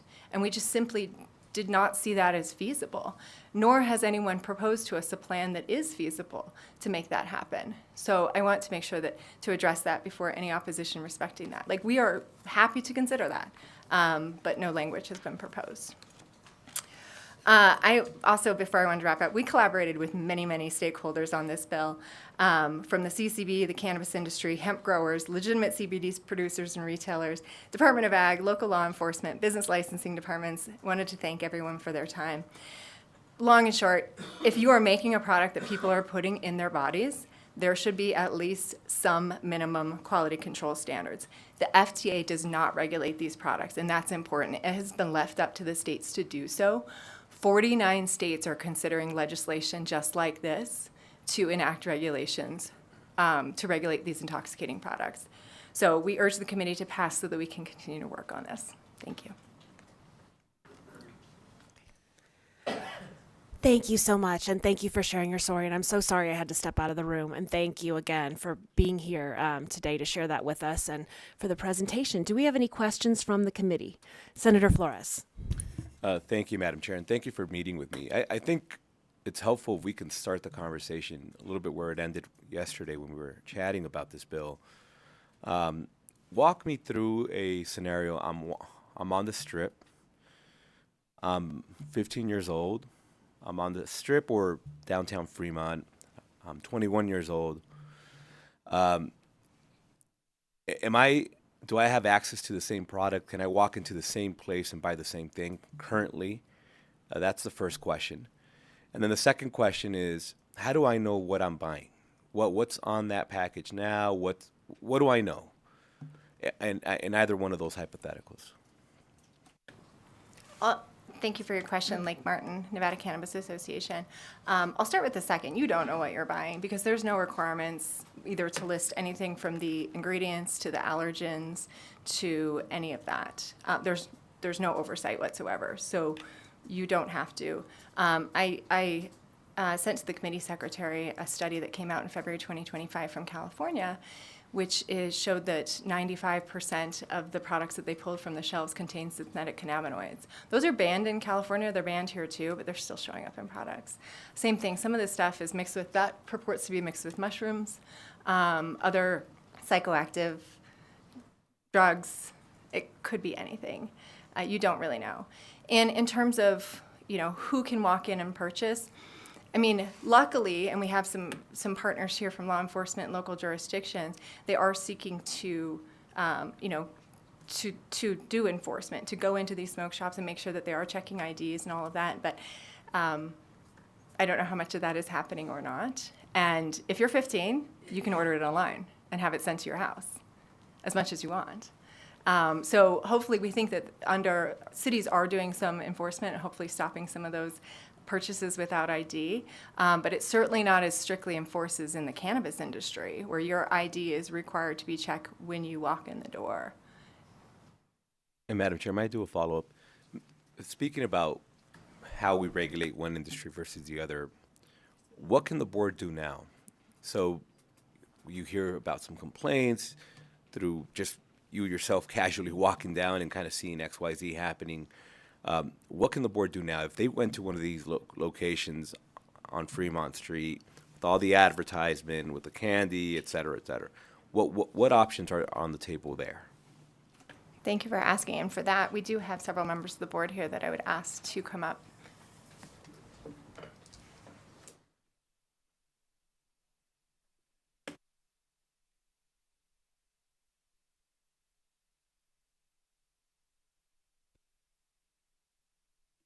Good morning, Senator. David Staley, for the record. I'm the Chief of Enforcement with the Cannabis Compliance Board, DAVID STALEY. As Lake mentioned, the regulations both federally and statewide are not very clear, and as a result, the authorities over the intoxicating hemp and cannabinoid products are layered. What we have been able to do is, while we don't have express authority to seize products off the shelves, we have, during the last year, been able to put together a program where we work with the city licensing and local city law enforcement to address these products that are being sold now. So, for instance, while we're not able to prosecute somebody for having the product, by going in with city licensing, we're able to identify the product on the shelves, and then we're able to explain to both the retail establishment and city licensing that the product is not allowed by Nevada law. And then city licensing has been able to require that they remove the product from their shelves, or their license is in jeopardy because they have a product that's not legal for sale. And Madam Chair, if I could have one last bite at the apple, thank you. Who's left holding the liability bag? I come in as a 21-year-old, purchase one of these products. I have a situation where, as a consequence to that, I become ill or something worse. Who's left holding the liability bag there? Is it just the producer of that product? Is it that business for selling it? Is there any liability at the moment? I'm just trying to kind of walk that through, what recourse a person presently has in Nevada should they purchase a product that they don't know what's in it, make the mistake of confusing it for something fun or cute, and then it goes in a different direction. I think your microphone might be off. David Staley, for the record. I believe we have not specifically taken any action against the liability. The CCB has received complaints, typically through the health department or the Southern Nevada Health Department will receive complaints that perhaps somebody got sick. We have then worked with local law enforcement and city licensing to go to the location. In the case of a patron that gets sick, I would suspect the liability would rest in the retail establishment that sold the product to the to the consumer, and then potentially the manufacturer, distributor of that product. Thank you. Thank you, Madam Chair. Thank you, Senator Ellison. Yeah, I got a couple questions. Hemp in itself is not a dangerous drug at all, period. But what they lace it with is. So if these were outlawed or banned, they'll just put it into something else. I mean, that's what they're doing. They're just moving the whatever they're lacing it with to another type of candy or whatever it is. But one of the things I was going to ask you, if you were taking like the stoned candy that's laced, does that impair driving and everything else? Could you answer them questions? Thank you. Yes, absolutely. Lake Martin, Nevada Cannabis Association, I would absolutely assume that it would impair driving, for sure. These are intoxicating products. These are unregulated intoxicating products. But seems like to me, follow up, Madam Chair. Seemed like to me that we've got to go after the people that's lacing it. I mean, that seems to be the problem, because hemp is not a legal product or drug. Okay, and then the other thing I wanted to say, and Senator, I know what you're going through. I know what you're facing. And I went through it too. And anything you can do to educate people is really important. So it's heartbreaking to know, and such a beautiful person. And my son got sick at 16 and died at 19.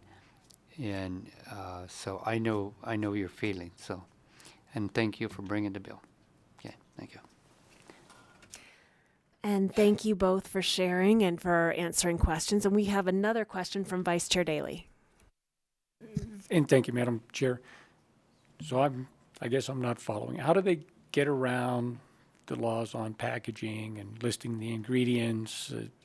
Is it a herbal deal? Or how does the manufacturer get away with making it, packaging it, if it's illegal, unregulated? There's no FDA, there's no anybody looking at it. Of course, we're firing people in the FDA, so I don't know where that's going to end up. But how do they get around the labeling and packaging? And if there's illegal or dangerous substances, how is that not being addressed by the rules that exist? The way I understand it, at the very least. Thank you for the question. Kara Cronkite for the record, Chief of Health and Safety for the Cannabis Compliance Board. There really aren't any regulations or oversight over packaging and labeling requirements, so they don't have any requirements to follow. For example, the federal requirements are very minimal. They require that the THC content is below 0.3%. However, if you look at a can of soda, which is 12 ounces, and you look at 0.3% by weight, that could be over 1,000 milligrams of THC in one canned beverage, and it would still be federally compliant. So that's why these rules would help get those products, have THC limits, and have them sold through age-gated dispensaries where there is some restriction so that a teenager could not just walk in and purchase these. There are also ways to convert naturally occurring products that are in hemp, such as CBD. They would take some sort of acidic catalyst and convert that CBD into THC, which would be those synthetic THCs and things like that. As the Cannabis Compliance Board, we only have authority over our licensed cannabis establishments, and so we don't have oversight directly over these non-licensed facilities. We just work closely with business licensing. And I'm just thinking, I mean, you go to the grocery store and buy just about anything, and you got to look at the label, and they have to put the ingredients and stuff on the label. None of that applies to this. And where does that break down at the federal level? I mean, they're saying they're not food products. They're saying they're herbs, whatever. I know you go to the vitamin store, they don't have to do anything because they're saying it's not food. But no, you say some of these substances are already illegal in the state. health districts, nobody has any jurisdiction to do anything? Kara Cronkite for the record. Hemp, from the 2018 hemp bill, I think what they were intending was really that it was going to be more like textile products. And so the federal regulations weren't written in a way that was intended for these edible, consumable hemp products. So they fall under the FDA only for a very narrow and specific area. So that is why they're kind of left out and they have this loophole. So there are no packaging, labeling, ingredient requirements for these products because they're considered hemp and not food items at this time. And then for the synthetic cannabinoids and things that are already illegal in Nevada, we just don't have the oversight as the Cannabis Compliance Board to go to all of these facilities. We don't have the authority to go to all these facilities and find it all. Like I said, we do work closely with the local business licensing and law enforcement to find them where we can, but we just are currently focused on our licensed cannabis establishments because it is being sold in smoke shops, yoga studios. My gym has it. I see it at every farmer's market. It's really everywhere. So I think that's what the major problem is that it's just too big of a problem right now. Okay, I'll ask maybe a final question since I don't see any other from the committee. And I apologize if I missed this in the beginning of the presentation. Is there a framework that's currently being used in other states that this has been modeled after? Thank you for the question, Chair. Lake Martin, Nevada Cannabis Association. Yes, thank you. As I said, 49 states are considering legislation just like this. A lot of this was closely modeled after Senate Bill 3 in Texas, which recently passed the Senate, is being considered by the House. We looked at so many different states' best practices. All of the bills being considered involve some sort of regulation. There's no state that's just like, no, we're just going to let it continue to be unregulated. It's just a matter of how. It would be a best practice to register and license all of these facilities so that the CCB had direct oversight, but you're talking about the existing CCB workload of 100 licensed dispensaries plus the cultivation, and multiplying that, we have like 400 smoke shops. So it's not necessarily realistic to license all of these facilities. There's plenty more we could do with more money and more budget and increasing the size of the state agency, but that's not what's available to us now. And so what we've done is used language that has been adopted by other states, specifically like the definition of consumable hemp and what's allowed inside and outside dispensaries, while maintaining our existing structure of allowing current hemp farmers in Nevada to continue doing what they're doing, and leveraging those partnerships with local law enforcement, local jurisdictions, and business licensing departments. Okay, it looks like we have another question from Senator Steinbeck. Yes, on what you just said, wouldn't licensing fees cover that budget gap? Lake Martin, Nevada Cannabis Association. Yes, we had thought that, and it potentially could and maybe should down the road. At this point, we were worried about the challenges of a 2/3 bill, honestly. That's very reasonable. Thank you.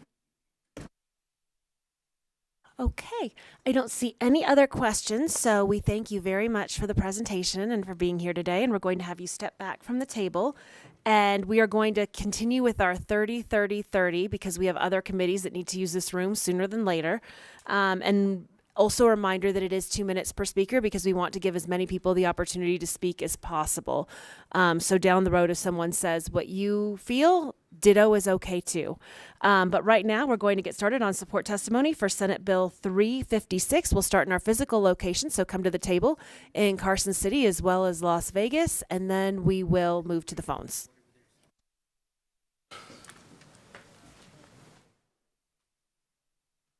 Thank you, Chair, members of the committee. For the record, Mike Cathcart, representing the City of Henderson.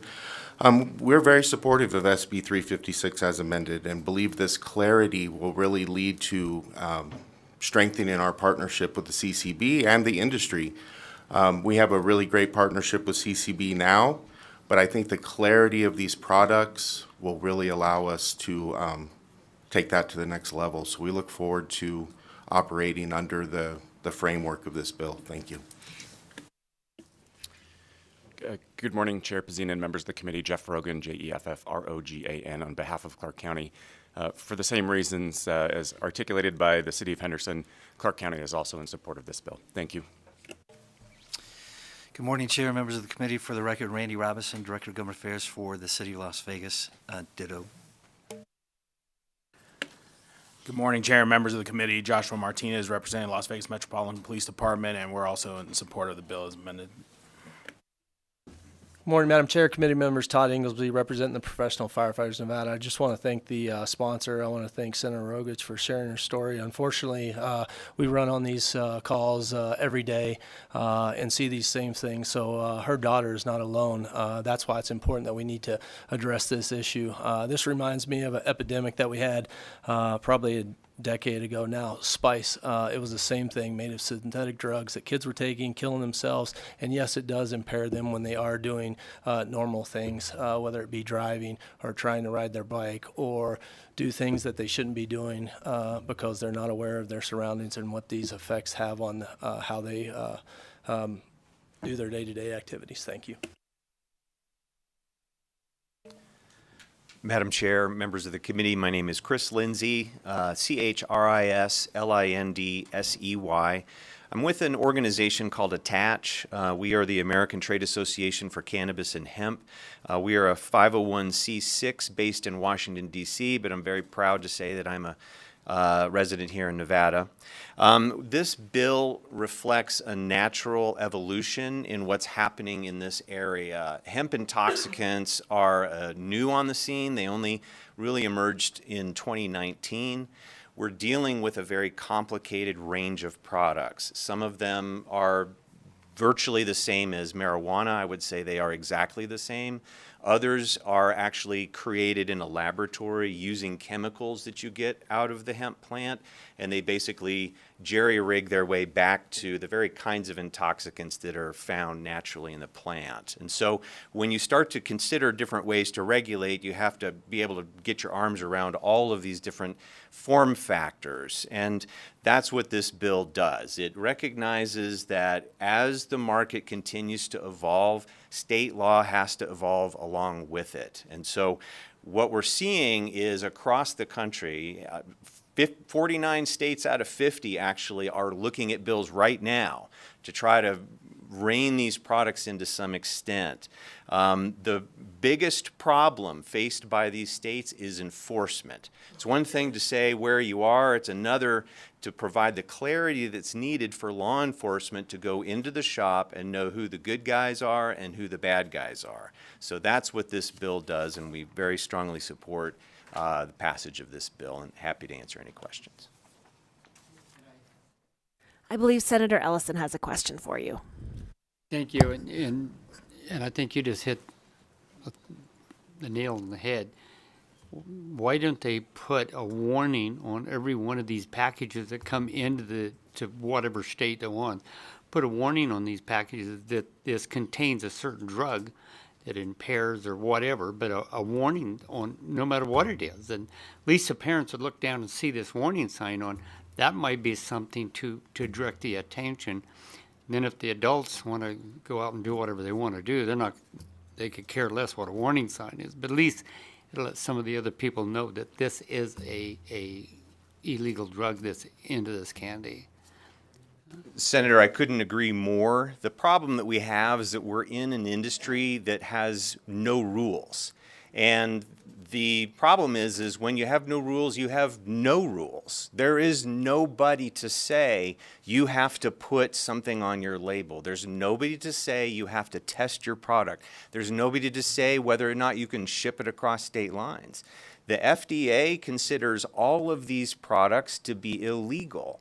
And that's where its jurisdiction ends. It says you cannot sell these products. It stops short of the kinds of controls that you're referring to. That gets pushed to states. So states basically have to step into the shoes of the FDA, and that's what we're doing here today, is trying to figure out, well, what does that look like? Research has shown that when you have an existing marijuana regulatory framework, That's usually the best place for these products because they're taken by people who are looking for exactly that kind of experience. And so if you have a plant that gets a person high with these kinds of drugs, that's what these marijuana regulatory systems are for. They have to adapt now to account for this new range of products. It can be made in a laboratory and in other ways, but simply leaving it off the table and hoping law enforcement can kind of catch up, that is absolutely not working. Okay, we are still counting our time for our 30 minutes in support, so we're going to move to our next speaker, and thank you. It's hard for me to even say my name within 2 minutes. Madam Chair, members of the committee, it's an honor to be back here in the building after serving here many years ago. My name is Chad Christensen, Chadchristensen. My family has interests in banking, professional sports, as well as a small interest in a cannabis operation in Southern Nevada. And wanted to pose this question. Looking at if the public were unwittingly ingesting poison, would you want to know?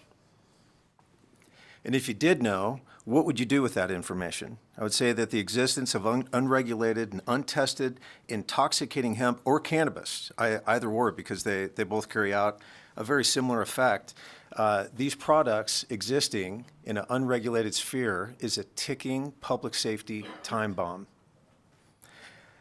1 year ago, a group brought to my attention a study that was carried out. There are, call it gray market, black market, illegal market players that will rent out a hotel room and then have a party and they sell products just like that. And I've seen others that look just like a box of Fruit Loops or Cinnamon Toast Crunch that's all peppered with illegal market product. This group had it tested, and there were 4 key disgusting ingredients that people are unwittingly buying and ingesting. Number 1, human hair. Number 2, human feces. Number 3, mold. And 4 was the key ingredients found in the product called Roundup that people are smoking and ingesting and having no idea. I'll close with this. My banking partner, his son at 15 years old smoked a marijuana cigarette with 2 neighbor kids. All 3 were hospitalized after. The 2 neighbor kids were able to recuperate. My partner's son was not, and he is now 32 years old and will never be able to live on his own. All because of this. I've never met the bill sponsor until yesterday. Was able to say hi to her in the hallway, but I understand the intensity behind her testimony. Appreciate her bill, this position, and for you all taking on this topic, which is so important. Thank you. Thank you. And before you speak, and this will not count against testimony and support, I'm going to have our legal counsel speak to a question I believe that was asked earlier. So he's going to just clarify for the record. Thank you, Chair. Just to the extent there's any confusion or for the sake of clarification, I think it's the Department of Health and Human Services who currently has regulatory authority about testing for products that contain hemp that are intended for human consumption right now. In Chapter 439, which is the Administration of Public Health, it's NRS 439532. Unless federal law or regulation otherwise requires, a person shall not sell or offer to sell any commodity or product containing hemp which is intended for human consumption, unless the product has been tested by an independent testing laboratory and meets standards established by regulation of the department. The department is required to adopt regulations requiring the testing and labeling of any commodity or product, any such commodity or product, and the department has adopted regulation R035-22, which was filed on September 29th of 2023, and that regulation in section 6 and 7, it looks like, does require testing by an independent laboratory for any product sold or offered for sale in the state, and the by an independent laboratory certified by the Cannabis Compliance Board, and looks like it's required to be tested in the same manner as an equivalent. The language of the reg is as an equivalent marijuana product. And then the labeling requirement is looks like it's just in accordance with federal law and general rules in our chapter 446 about food establishments and 585 for food, drugs, and cosmetics. So, obviously, I don't know if how specific those particular things are to hemp, and obviously the existence of a testing requirement doesn't speak to the machinery of any enforcement mechanism, but just from that technicality, it looks like DHHS has taken some action in the area, if that's helpful. That is very helpful, and thank you for your testimony. And we will continue for testimony in support of SB 356, and that will not count against your time. Thank you, Madam Chair, members of the committee. My name is Troyce, Troyce, last name Krumme, Krumme. I represent the Las Vegas Police Managers and Supervisors Association. I also represent the Public Safety Alliance of Nevada. Collectively, we represent over 10,000 law enforcement officers and leaders within the state, and we wholeheartedly support this bill. Thank you.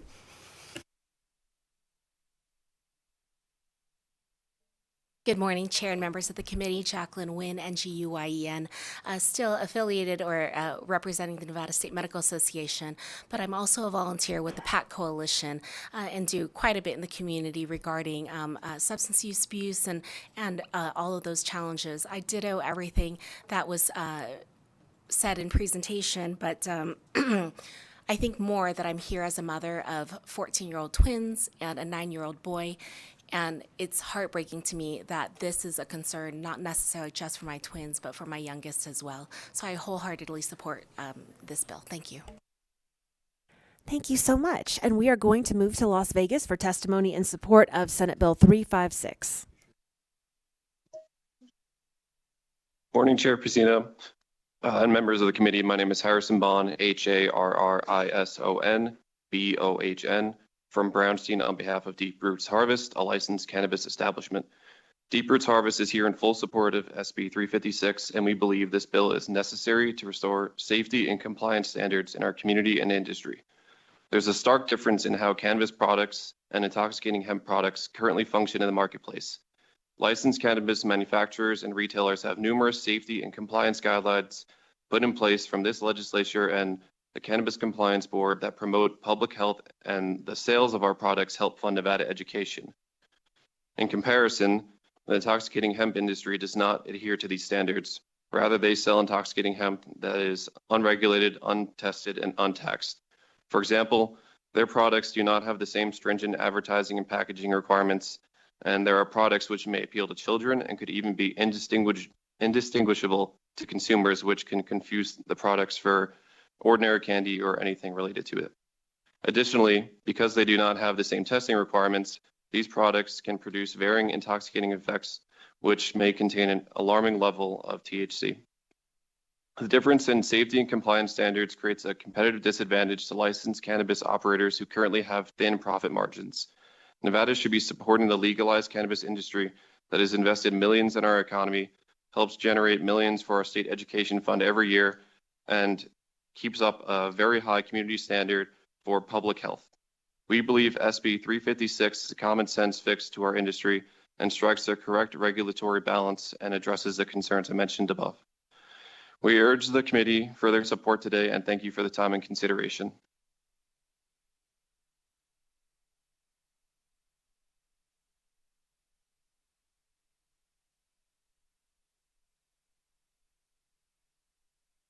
There we go. Sorry about that. Morning, Chair and members of the committee. My name is Mitch Britton, Mitchbritton. I'm the managing partner of CPCM Holdings. We own a number of licensed cannabis facilities in Nevada. I'm here today to voice my strong support for SB 356. Those opposing this bill will claim that it kills the hemp industry, but facts tell a different story. After reviewing the Department of Agriculture statistics, they licensed over 14,000 acres of hemp in 2021. By 2025, that number dropped to just 7.61 acres. This market hasn't collapsed because of regulation. It's because the intent of the hemp program has been overtaken by the sale of intoxicating, unregulated products. In fact, a number of cannabis producers that you'll hear from today have moved out of the Nevada regulated cannabis market to the intoxicating hemp market because the operational barriers are so much lower. Right now, smoke shops and other retailers are exploiting a loophole that allows them to sell hemp-derived THC products that are not tested, not taxed, and not subject to the same safety standards that our businesses follow every single day. Excuse me. As a licensed operator, we're required to test every product for safety, comply with strict packaging and labeling laws, restrict access to minors, and pay significant taxes that support public services. Meanwhile, the intoxicating hemp market operates in the shadows with none of these requirements, putting consumers at risk and creating an unfair playing field. SB 356 is not about killing hemp. It's about closing a loophole that fuels an illicit market and protecting the integrity of Nevada's regulated cannabis system. I respectfully urge you follow suit of so many other states and support this bill and close this loophole. Thank you. Good morning, Chair and member of the community. My name is Tamir Gluska, Tamir Gluska, founder and CEO of Green Planet CBD and Bloomstem CBD, two leading wellness brands here in Nevada. We support SB 356 and have worked closely with the Nevada Cannabis Association and Lake Martin to resolve earlier concerns in the bill. One point of clarification. Section 2 and 3 seems to conflict on the definition of consumable hemp, especially around whether CBD, CBG, CBN, CBC, CBDV, CBL are included. If our understanding is correct and not consider hemp, then we fully support it. If Section 2 stays the same it is, we're probably going to lose our business. So it must to be changed. CBD company need to continue to operate. Green Planet is not a dispensary. Thank you for your time and consideration. We urge you to vote yes on SB 356.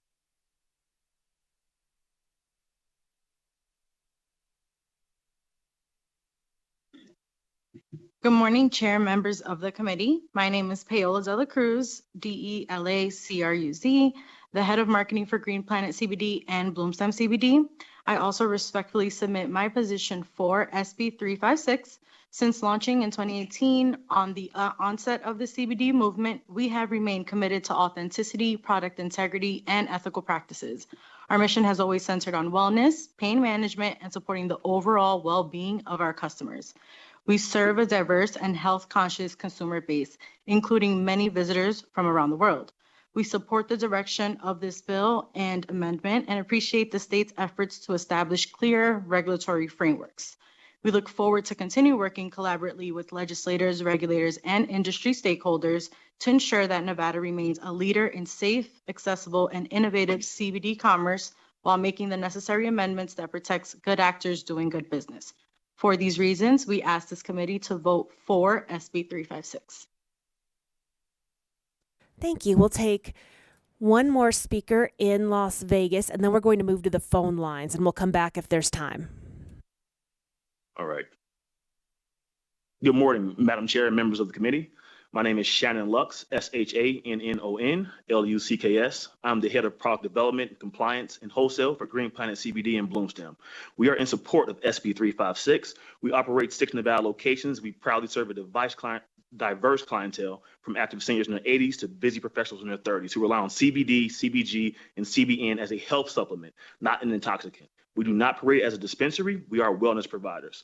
We've partnered closely with Lake Martin, Executive Director of the Nevada Cannabis Association, to ensure our products meet every state requirement. Together, we're committed to being a model good actor in the Las Vegas CBD space, operating under the highest standards alongside the strict regulations of Nevada's mall management groups.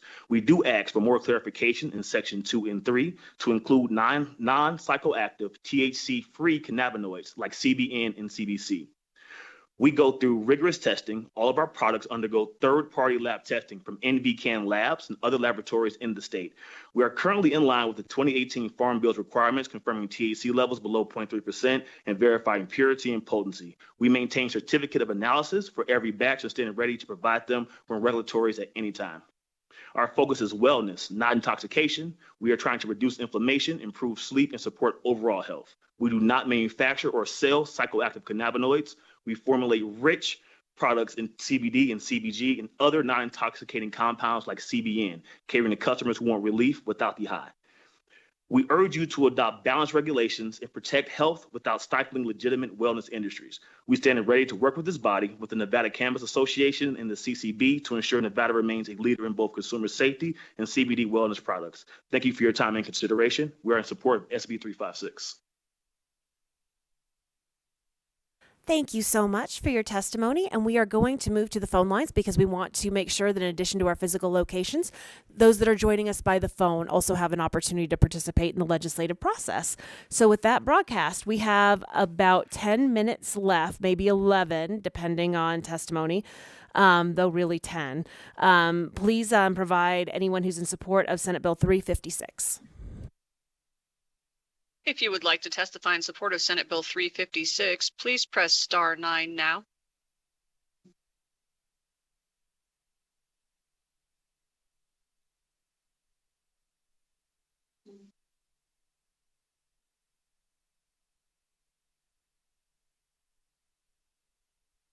Caller with the last 3 digits of 526, you are unmuted. Please continue. Thank you, Chair Pazina and members of the committee. Thank you for the opportunity to speak today. My name is Brandon Wygand, Brandon Wiegand. I'm the COO of Harding Dispensary and a board member of the Nevada Cannabis Association. I'm here to voice my strong support for Senate Bill 356. First, I'd like to thank Senator Rogich for sponsoring this important bill and for sharing her personal story. Your leadership on this issue is greatly appreciated and demonstrates your commitment to protecting Nevada's residents. This bill addresses a critical loophole that has allowed intoxicating hemp products to flood our state, completely bypassing Nevada's carefully constructed cannabis regulations. What we're seeing today is not what Congress intended when legalizing hemp in 2018. Let me be clear about what's happening. Unregulated, untested, psychoactive products are being sold in smoke shops, convenience stores, and fake dispensaries on the Strip. A recent study found that 95% of hemp products tested in California contain banned synthetic cannabinoids. These aren't natural products, they're lab-created designer drugs with unknown health effects. Unlike licensed cannabis establishments, these operations conduct no age verification, perform no testing for contaminants, pay no cannabis taxes, follow no advertising restrictions, and have no security requirements. Children can easily purchase these products online with no age verification and have them shipped directly to their homes. The packaging often resembles candy or uses cartoon characters that appeal to minors. We've built the gold standard regulatory framework for cannabis in Nevada. We require strict testing, age verification, security protocols, and child-resistant packaging.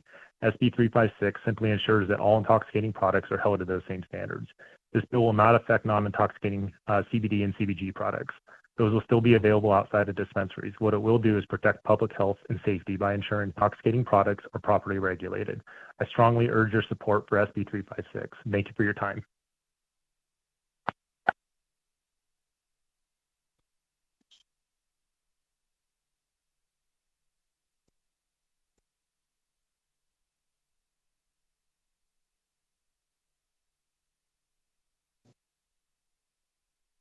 Caller with the last 3 digits of 982, you are unmuted. Please continue. Good morning, Chair Pazzi and members of the committee. My name is John Abel, Johnavel, representing the LVPPA as the Government Affairs Director. I want to thank Senator Rogich for bringing this bill and echo the sentiments of my colleague, Troy Scrumey. We are in full support of this bill. Thank you so much.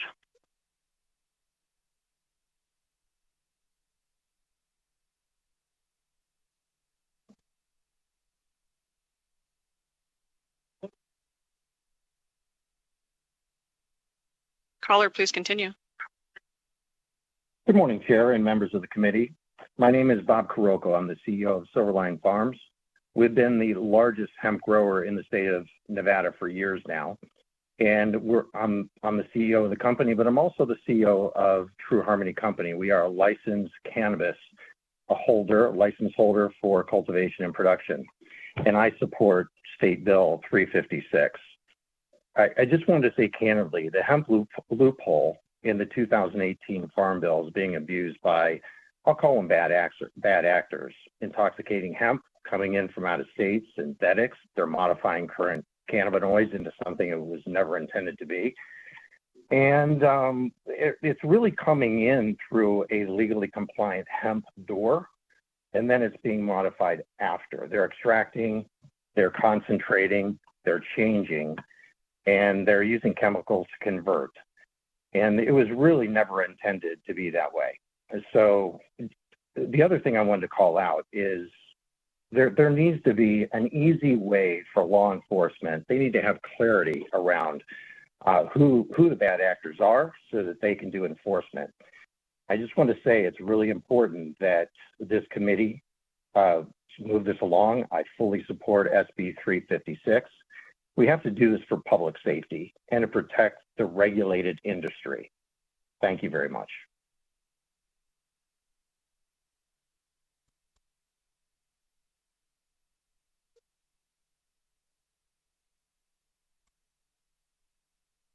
Chair Pazina and members of the committee, my name is Kelly Kelly, Kelli, Kellioi. I am an agricultural business advisor who works with hemp growers in Churchill County, and I'm calling in support of SB 356. First, I'd like to thank Ms. Martin and the sponsor for being open to hearing our concerns and having conversations about how to protect Nevada hemp growers and hemp handlers while also creating regulation to inhibit bad actors from selling and distributing unregulated synthetic hemp products in Nevada. And again, in support of SB 356. Thank you for your time.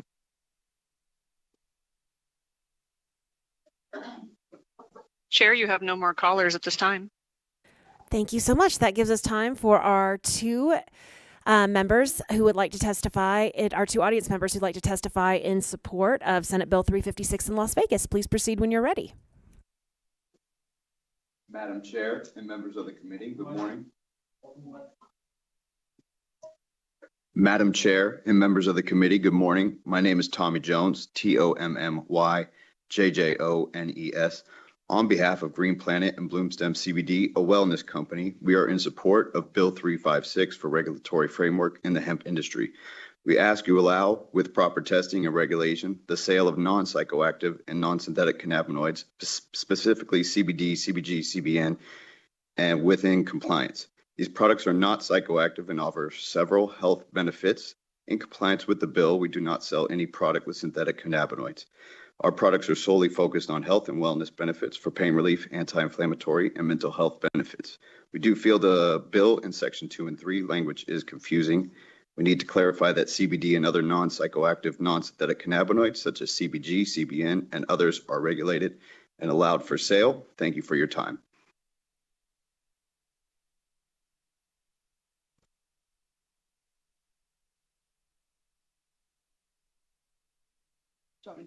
Is there anyone else in Las Vegas who'd like to testify in support? Not seeing anyone right now, knowing we've cleared the phone lines, we are going to move to, with about 2 minutes to spare, testimony in opposition. Again, a reminder that you do have 2 minutes total to speak. A reminder that we only have 30 minutes. So we want to get as many people as we possibly can. And with that, we will ask everyone to come up to our tables, and we welcome all those who'd like to testify in opposition. Thank you.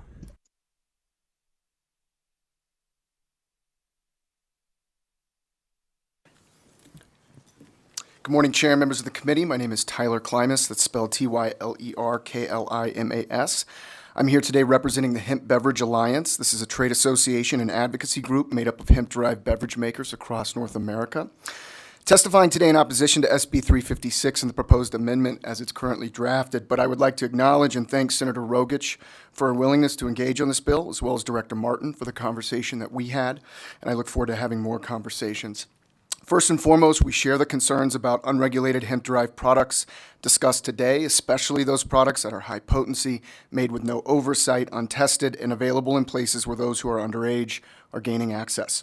And while we support the development of a regulated framework for hemp-derived THC products, including requirements for testing and labeling, the concern is with this bill and the proposed amendment that we're limiting unique supply chain and retail opportunities for a specific subcategory, that is low-dose hemp-derived THC beverages. Today, tested low-dose hemp-derived THC beverages are being sold in liquor, beer, and wine stores like Total Wine & More in states across the nation. In many cases, these hemp-derived THC beverages are partnering with and accessing alcohol infrastructure to distribute these products, a system that is well-versed in age-gating and adult environments.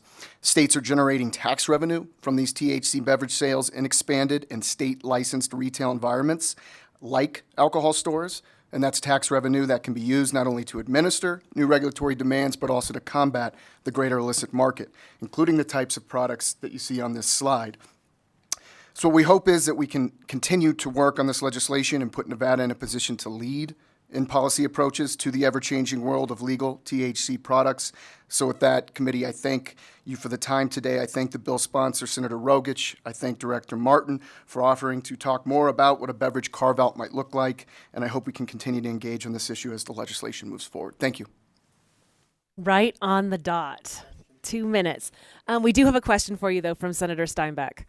Hi, yes. Is the amount of THC marked on those beverages, and is that regulated in any way? Absolutely. The HBA has a core principles document, which I'd be happy to share with you, that covers labeling and the THC percentage on the low dose. Usually they're 5 to 10 milligrams, but all of that is clear and should be.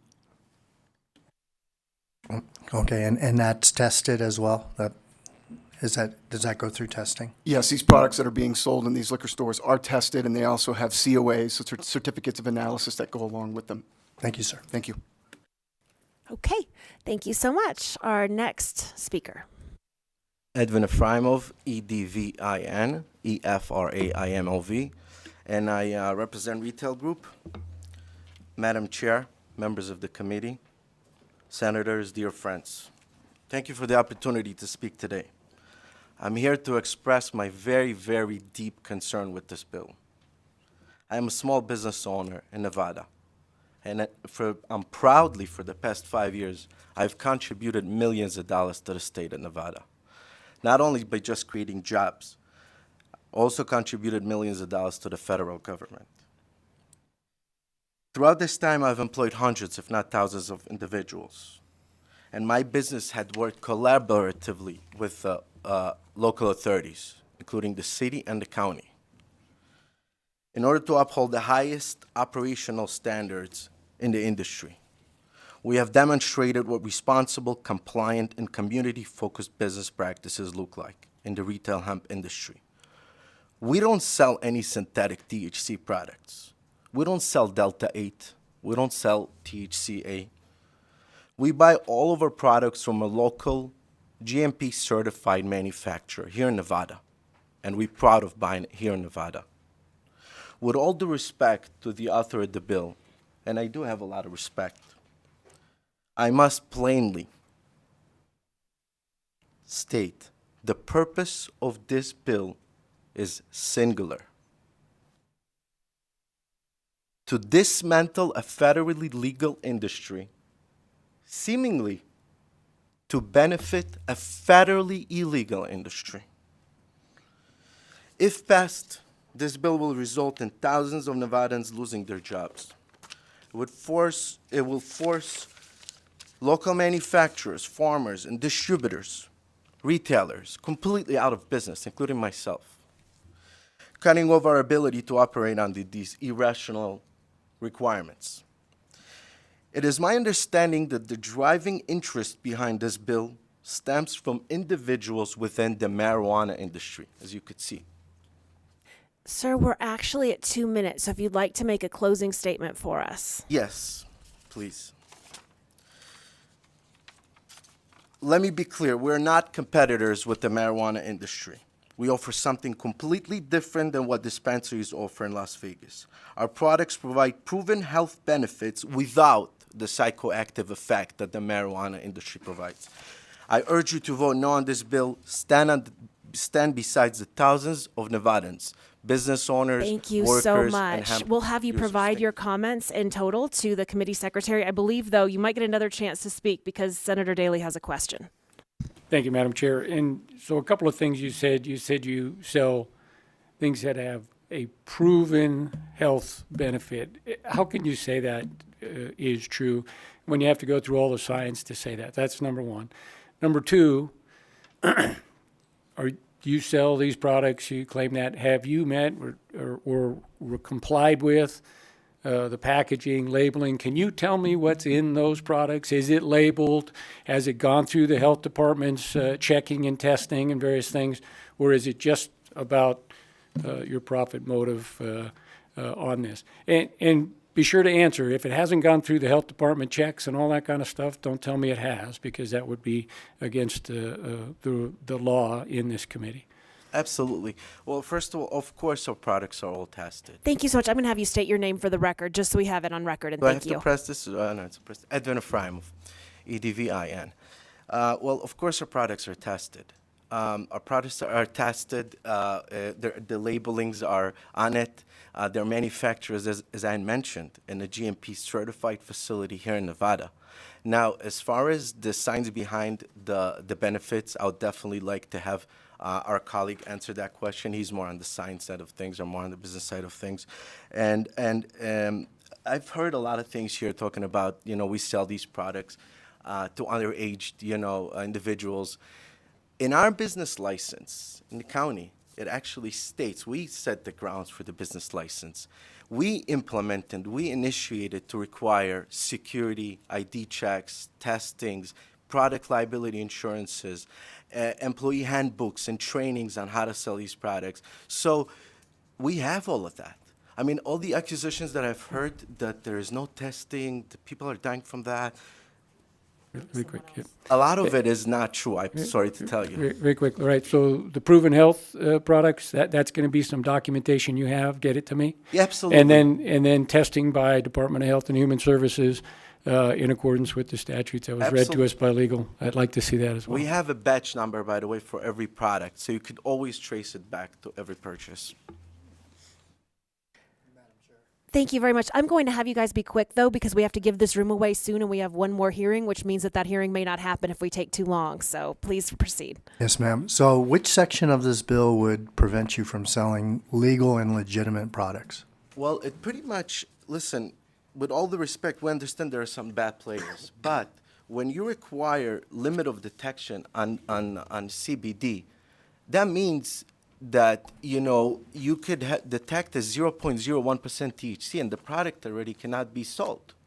So there are some issues in the industry. We agree, like in any other industry, and we're willing to talk about it and see how we can help to prevent issues.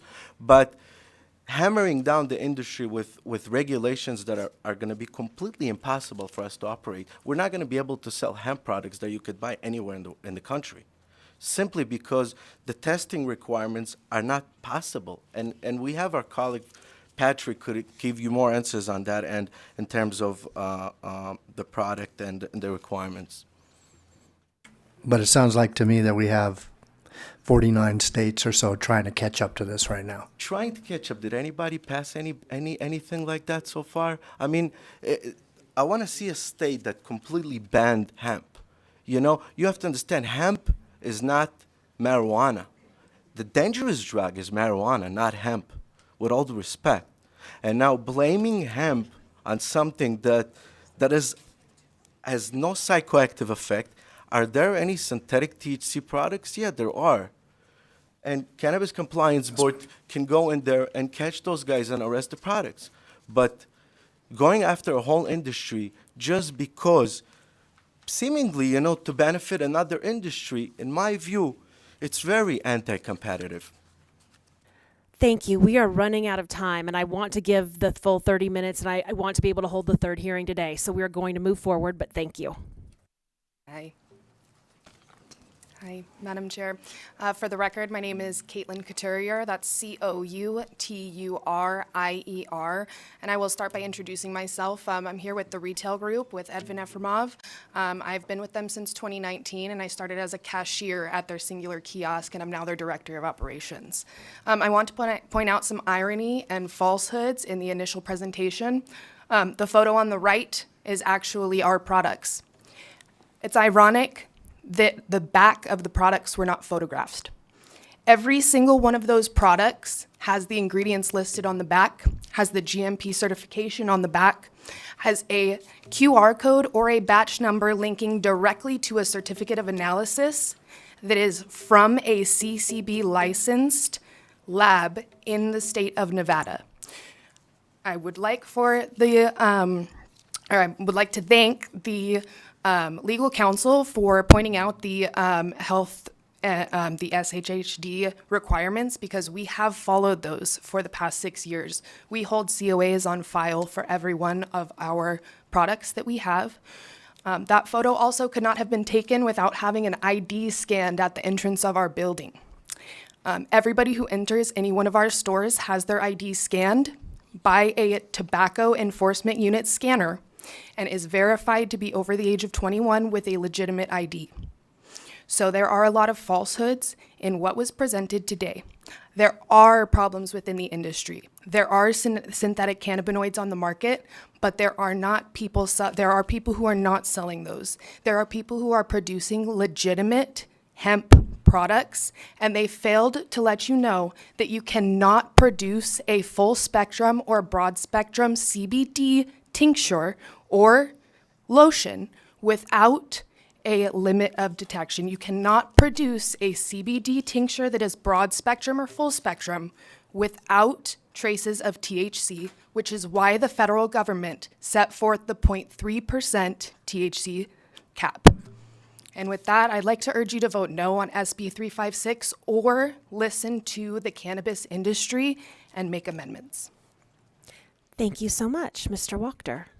Good morning, ma'am. Brian Wachter, Senior Vice President of the Retail Association of Nevada. I do have to start by sincerely apologizing to Senator Rogich. This is a new issue for us. We had not had a chance to talk to her, so that is, I do apologize for that. It was very interesting during some of the conversation to kind of learn where the industry thinks it's going. We do have a federally legal product.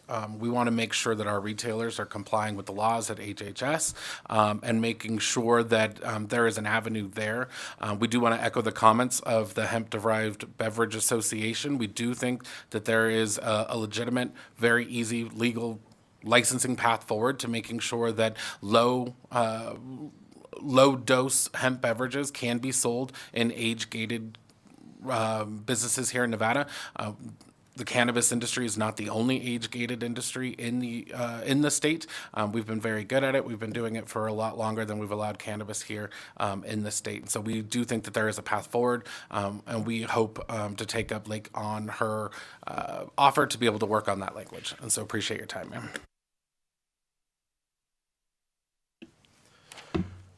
Good morning, Madam Chair and members of the committee. My name is Patrick Conlog, Patrickconlogue. I'm the owner of a hemp manufacturing company that is licensed with the Nevada State Department of Ag and whose products are all tested by Nevada State licensed lab.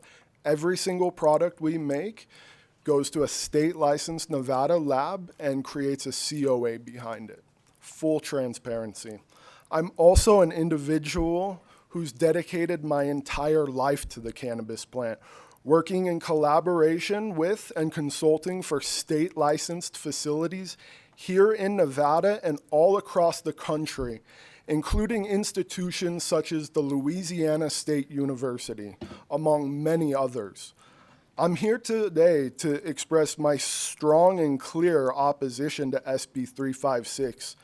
In my opinion, as well as the opinions of several others here, this bill appears to have been created with only the understanding or perhaps the prioritization of only one side of Nevada's cannabis industry, the high THC marijuana sector. While high THC products are certainly important and obviously more profitable for the state, frankly, they are not and do not represent the entirety of Nevada's cannabis industry. My business, along with other small businesses in Nevada, represent the high CBD side, with products that contain very low amounts of THC. 0.3% and most often well under, which is a threshold defined at the federal level. Sir, we're at 2 minutes and we still have a lot of people, and I mean a lot of people that are waiting in Las Vegas and on the phone, and I just don't want them to lose their opportunity. But we would love for you to give all of your comments to our committee secretary so that we have them on the record, and if you want to finish up. Madam Chair, can I yield my time? Thank you guys today for your guys' time. I appreciate it. I understand it's Friday. I'd like to yield my time. Thank you for yielding your time. You have 30 more seconds.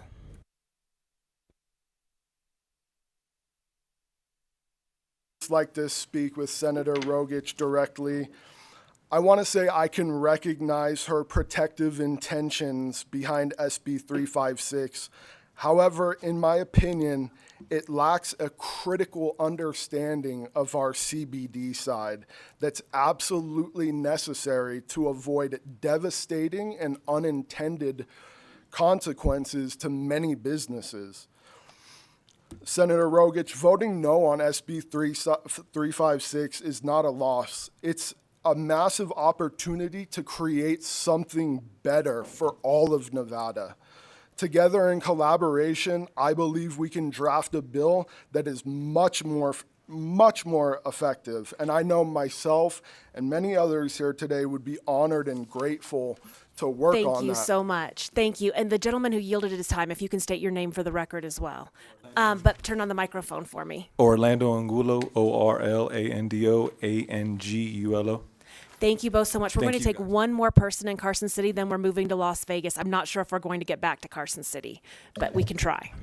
Hello, Will Adler for the record, representing Silver State Government Relations, also representing Green Thumbs Industries, GTI. GTI is the largest cannabis store operator in the state of Nevada, and as such, they're actually one of the largest operators in the country. But I just want to put some perspective on sort of the hemp conversation we're having today. Hemp-derived beverages are sort of a pop can with the same amount of THC in it as an edible would have, about 10 milligrams of THC, is actually going across the nation right now. I mean, it started in Minnesota, now in Illinois, now in Kentucky, Texas, and other places. These products are being made and they're being vended not just in cannabis stores, but also in legal bars and through alcohol licensed distributor networks in multiple states today. I think some of the terms that we heard to my left were about CBD-specific products or sort of products made with the hemp plant. But again, as it was referenced, that no amount of THC can be removed from the hemp plant in its entirety. In fact, cannabis and hemp are the same plant. It's actually cannabis sativa is both hemp and marijuana as we think of it. So the idea that you can separate THC in its entirety from hemp was trying to be recognized in the Farm Bill, and that's why they had the 0.3%. Or 0.03%. But as you see in products, they can actually have 0.03% in a product that's less than that. So it is just oddly stated that there is no regulations, there are no federal guardrails on this when there are mass producers of these beverages and they're selling them across state lines into other, real licensed businesses. They have to have a tax ID to ship and sell to each other, but they're doing it under regular U.S. commerce, interstate commerce, and there is an FDA regulation around hemp products have to be made with a food grade material. So you're seeing a lot of these beverage companies actually just taking their current beverage materials and packing equipment and using it to make hemp derived products. But overall, I just want to say from GTI's perspective, we do appreciate the idea of trying to put some guardrails around what is a hemp product in Nevada. We should define what it is, but SB 356 is generally not the right direction just because it does have a full layout and ban. The amendment that was received today was sort of just received to the committee today and wasn't shared with GTI prior to this, but we do want to work with the bill sponsor to come to that good middle and find a way that we can have hemp products on the shelves that cannabis operators are currently selling today in Nevada and continue to have them in other stores and other venues too. So thank you very much. All right, thank you so much. With that, we are going to move to Las Vegas, and then we are going to move to the phones. So we will take the first 6 people in Las Vegas right now and then move to the phones and hope to get back to Las Vegas. Good morning, Chair and committee members. My name is Danny Baranowski. I'm a small business owner in Nevada, and I provide services for both hemp and cannabis companies. I strongly oppose SB 356 and the proposed amendments which severely restrict the potential for hemp-derived low-dose consumable products in Nevada. These proposed amendments and bans to enforce further than the logical federal ban of the low dose of 0.3% goes far beyond reasonable restrictions and sets dangerous precedents for small businesses. If this bill passes, it would close the door on a $1.7 billion opportunity for Nevadans. By restricting low-dose products, THC products to a small niche market, we are losing significant business that could thrive in Nevada. I have an example for you of how this is working in other states and in other markets. If you have a headache, you go to the supermarket to buy Tylenol and they ID you. If you need something stronger, you go and get a prescription for Tylenol with codeine. Both of these industries coexist, and neither takes away from the other, since they clearly serve different purposes.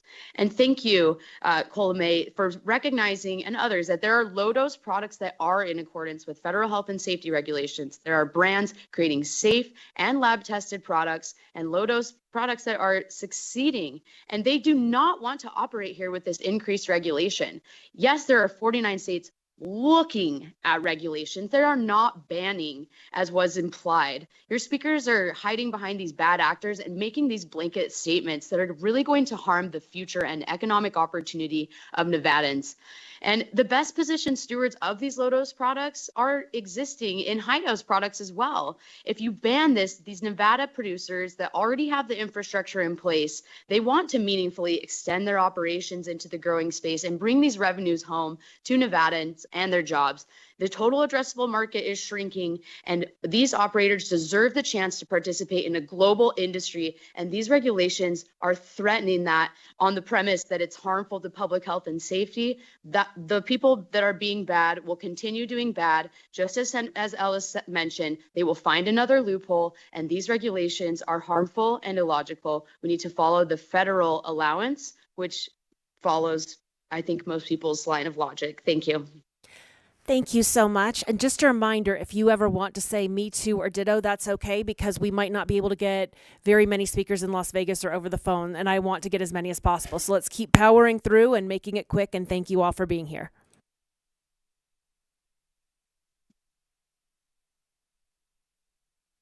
Good morning, Chair Pazina and members of the committee. Thank you for the opportunity to speak. My name is Ali Mangene, ALIMANGENE.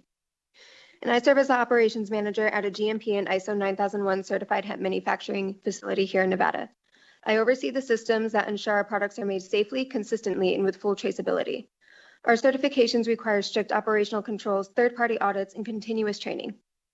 We already meet international standards for consumer safety.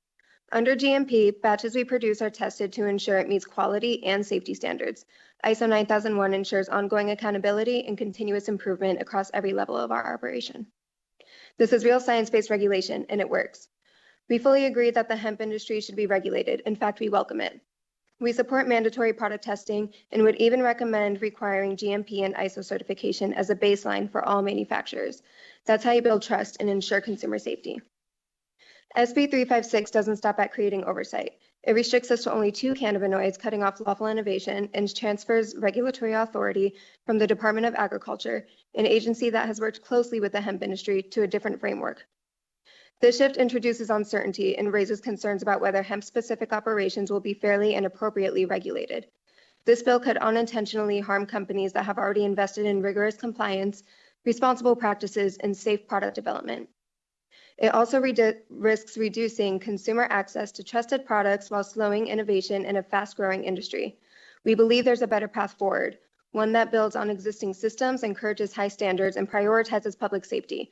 We're not here to oppose regulation. We're here to help shape it into something that works for both consumers and responsible businesses. Please vote no on SB 356, and let's work together on a smarter, more effective path forward for Nevada. Thank you for your time. Thank you so much. Our next speaker, please.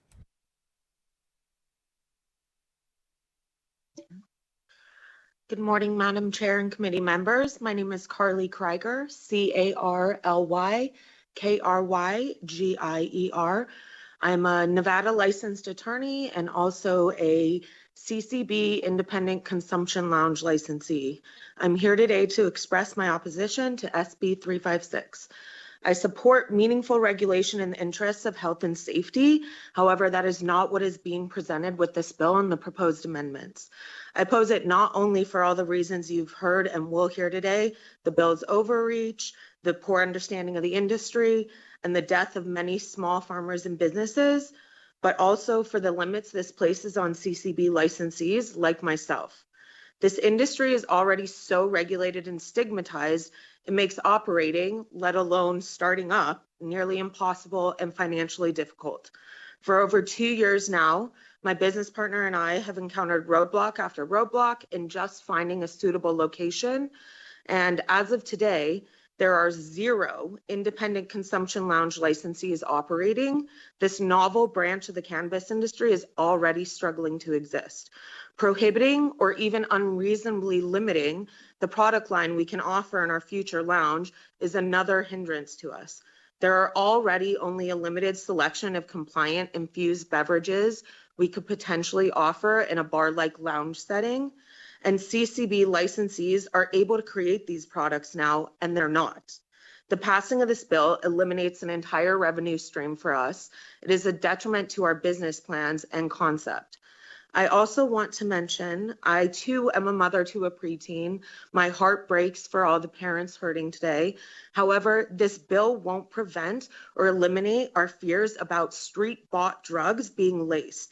That has been a fear for parents and will Thank you so continue to much, be a and I fear apologize. We're over despite 2 this minutes, bill. and we're not going to be able to hear everyone who's waiting, so we are going to move on to the next speaker, but please provide by email your comments to the committee secretary, and thank you for being here. Mhm.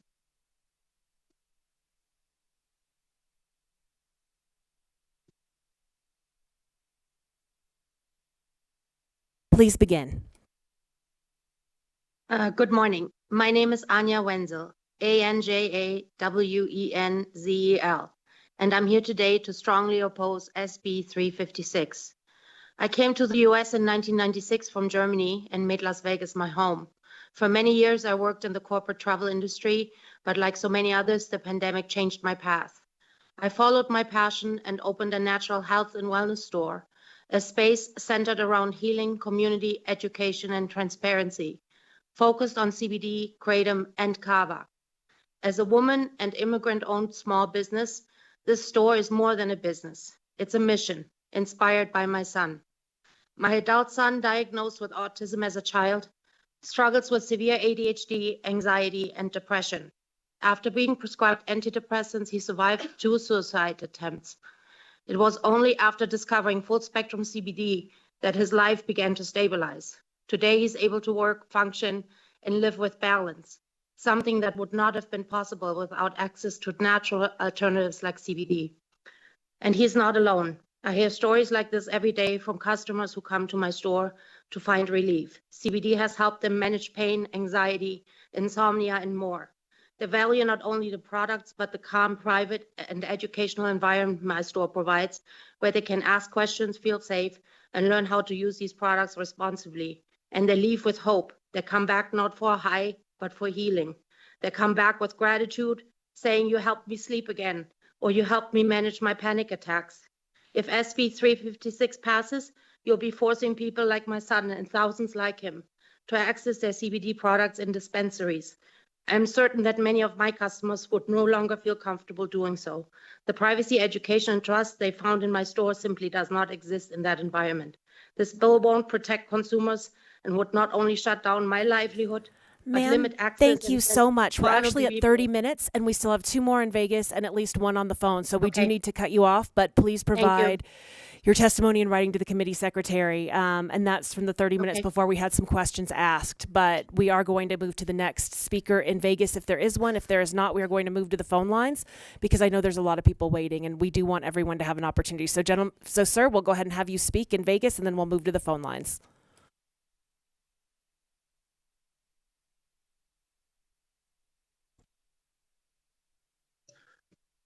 Good morning, Senator Prism and the chairman of the board, or the committee, I'm sorry.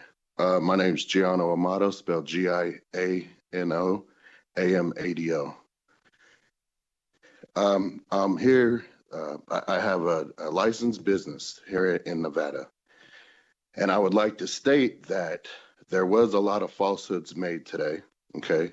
We have never had one person come into my establishment that was not 21 years old. We make sure that we check everybody's license, and we make sure that there's nobody under the age of 21 coming in. Everything that we have a COA for every single item that we do sell. So that was one of the falsehoods that was made. This is clearly the cannabis industry trying to control us. This is a bully tactic, and we hope that you guys don't allow us to be bullied. Thank you. Thank you so much, sir, for your testimony and for all of you who've testified in person so far today. We are going to move to our phone lines, and we really appreciate your engagement in the legislative process on Senate Bill 356. For all of you that have testified in support and opposition. Right now, broadcast, do we have anyone on the phones to testify in opposition on 356?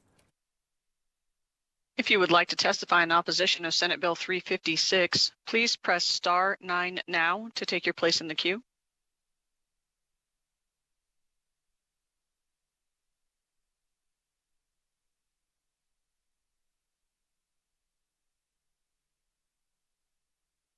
Caller with the last 3 digits of 856, please continue.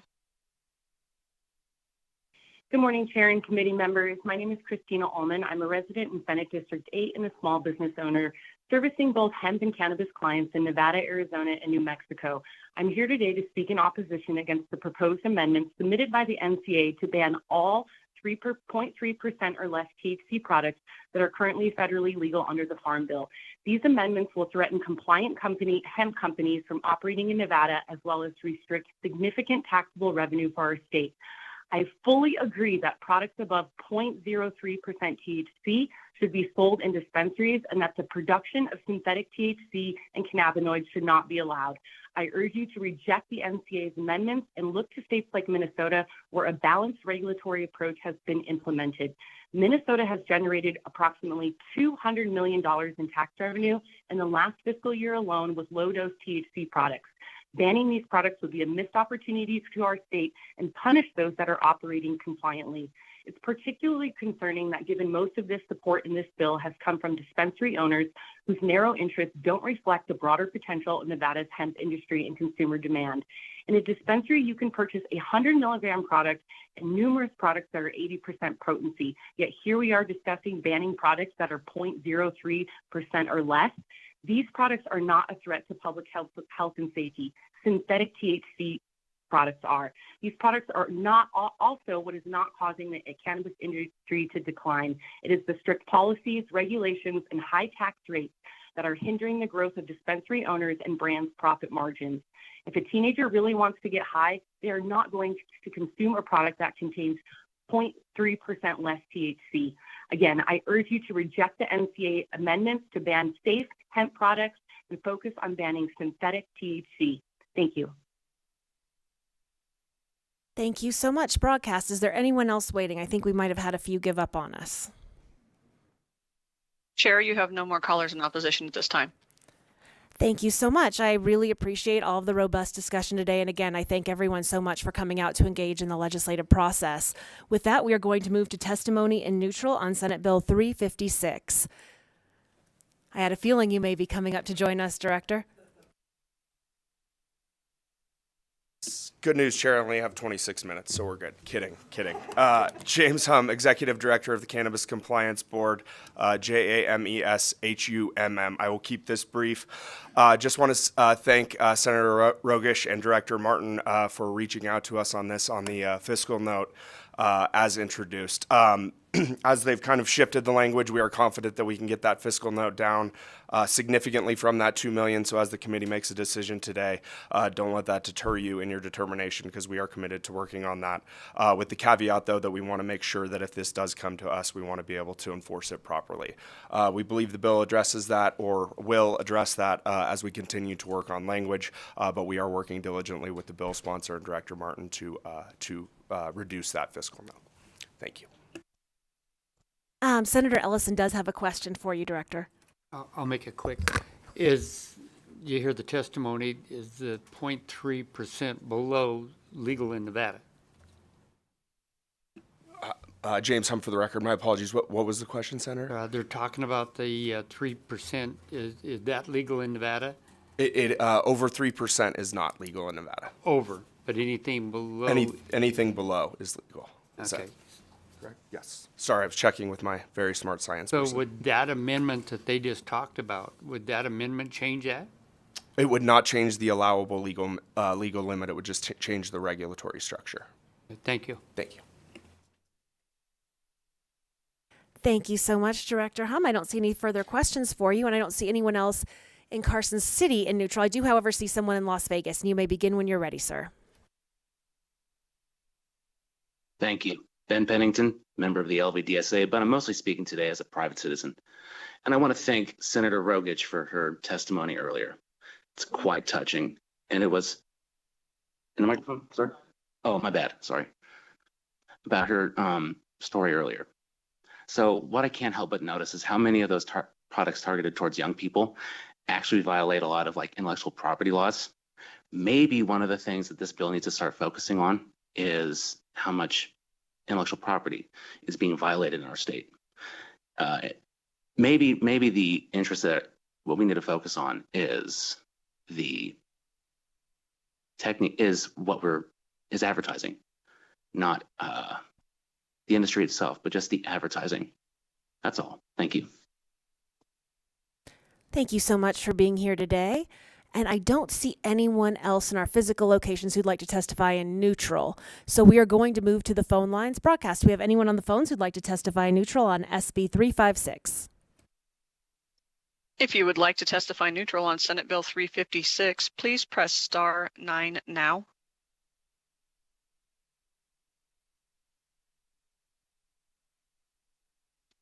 Chair, you have no callers neutral at this time. Thank you so much. Senator Rogich, would you like to come up and make any closing statements on SB 356?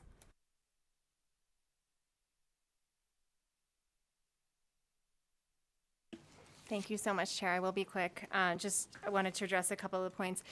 So many of these points, we're happy to work with folks. As we said at the beginning, we were targeting a lot of these out-of-state products that are coming into the state that aren't following any of these rules. And so very happy to work with the folks who are following whatever rules do exist. There is some language on the books as acknowledged by council, but it is not being enforced, not an attack on DHHS or anything like that, whether they don't have the resources or it's not in their wheelhouse, or also the language hasn't kept up with the evolution of these products, right? These are essentially, many of these are designer drugs, essentially, and the language has not kept up with that. And so as you heard from law enforcement and local jurisdictions and the CCB, they want clear language to enforce, and that's what this does.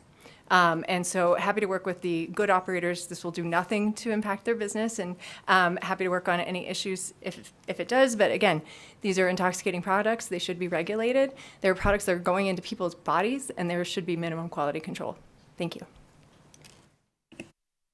Senator Rogich, for the record, thank you for considering this bill. It's very important, and that I really do appreciate it. And I thank Lake and the CCB and everyone else that came out today and spoke on this issue. Thank you.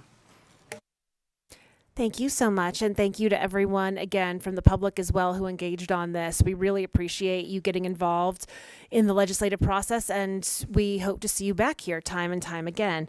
With that, we are going to close the hearing on Senate Bill 356, and we are going to open the hearing on Senate Bill 398, which means stay put. That revises provisions relating to insurance, and we welcome you to not leave the table, Senator.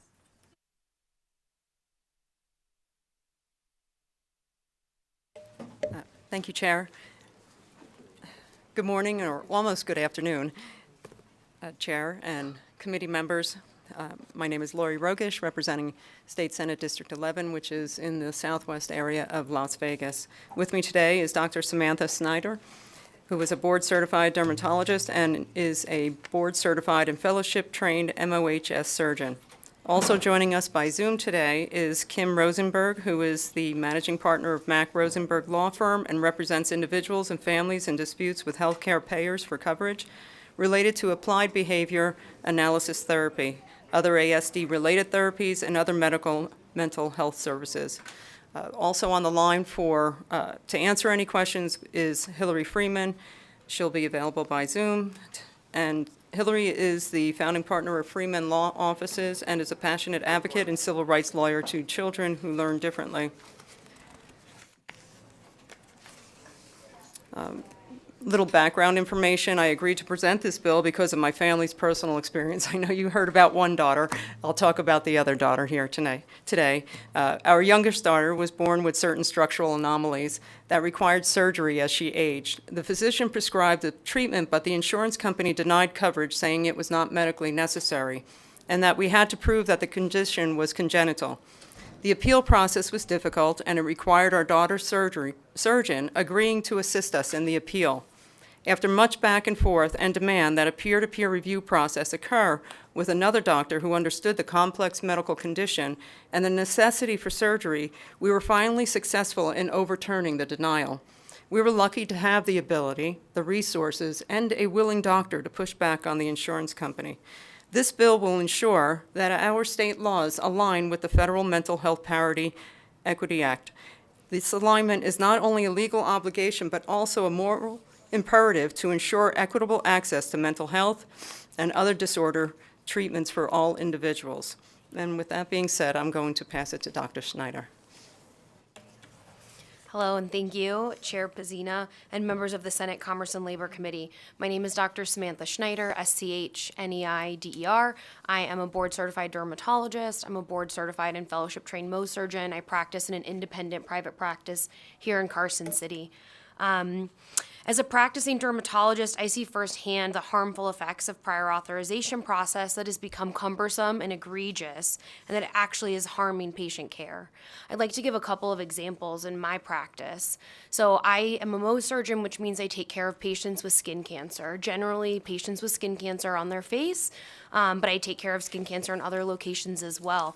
I had a patient recently who had who has a skin cancer near his eye. It's involving his eyelid, and it was denied by insurance, saying it was not medically necessary to have that removed. We've known about the cancer for over a month now, and we're still waiting. We're appealing that process to get it approved.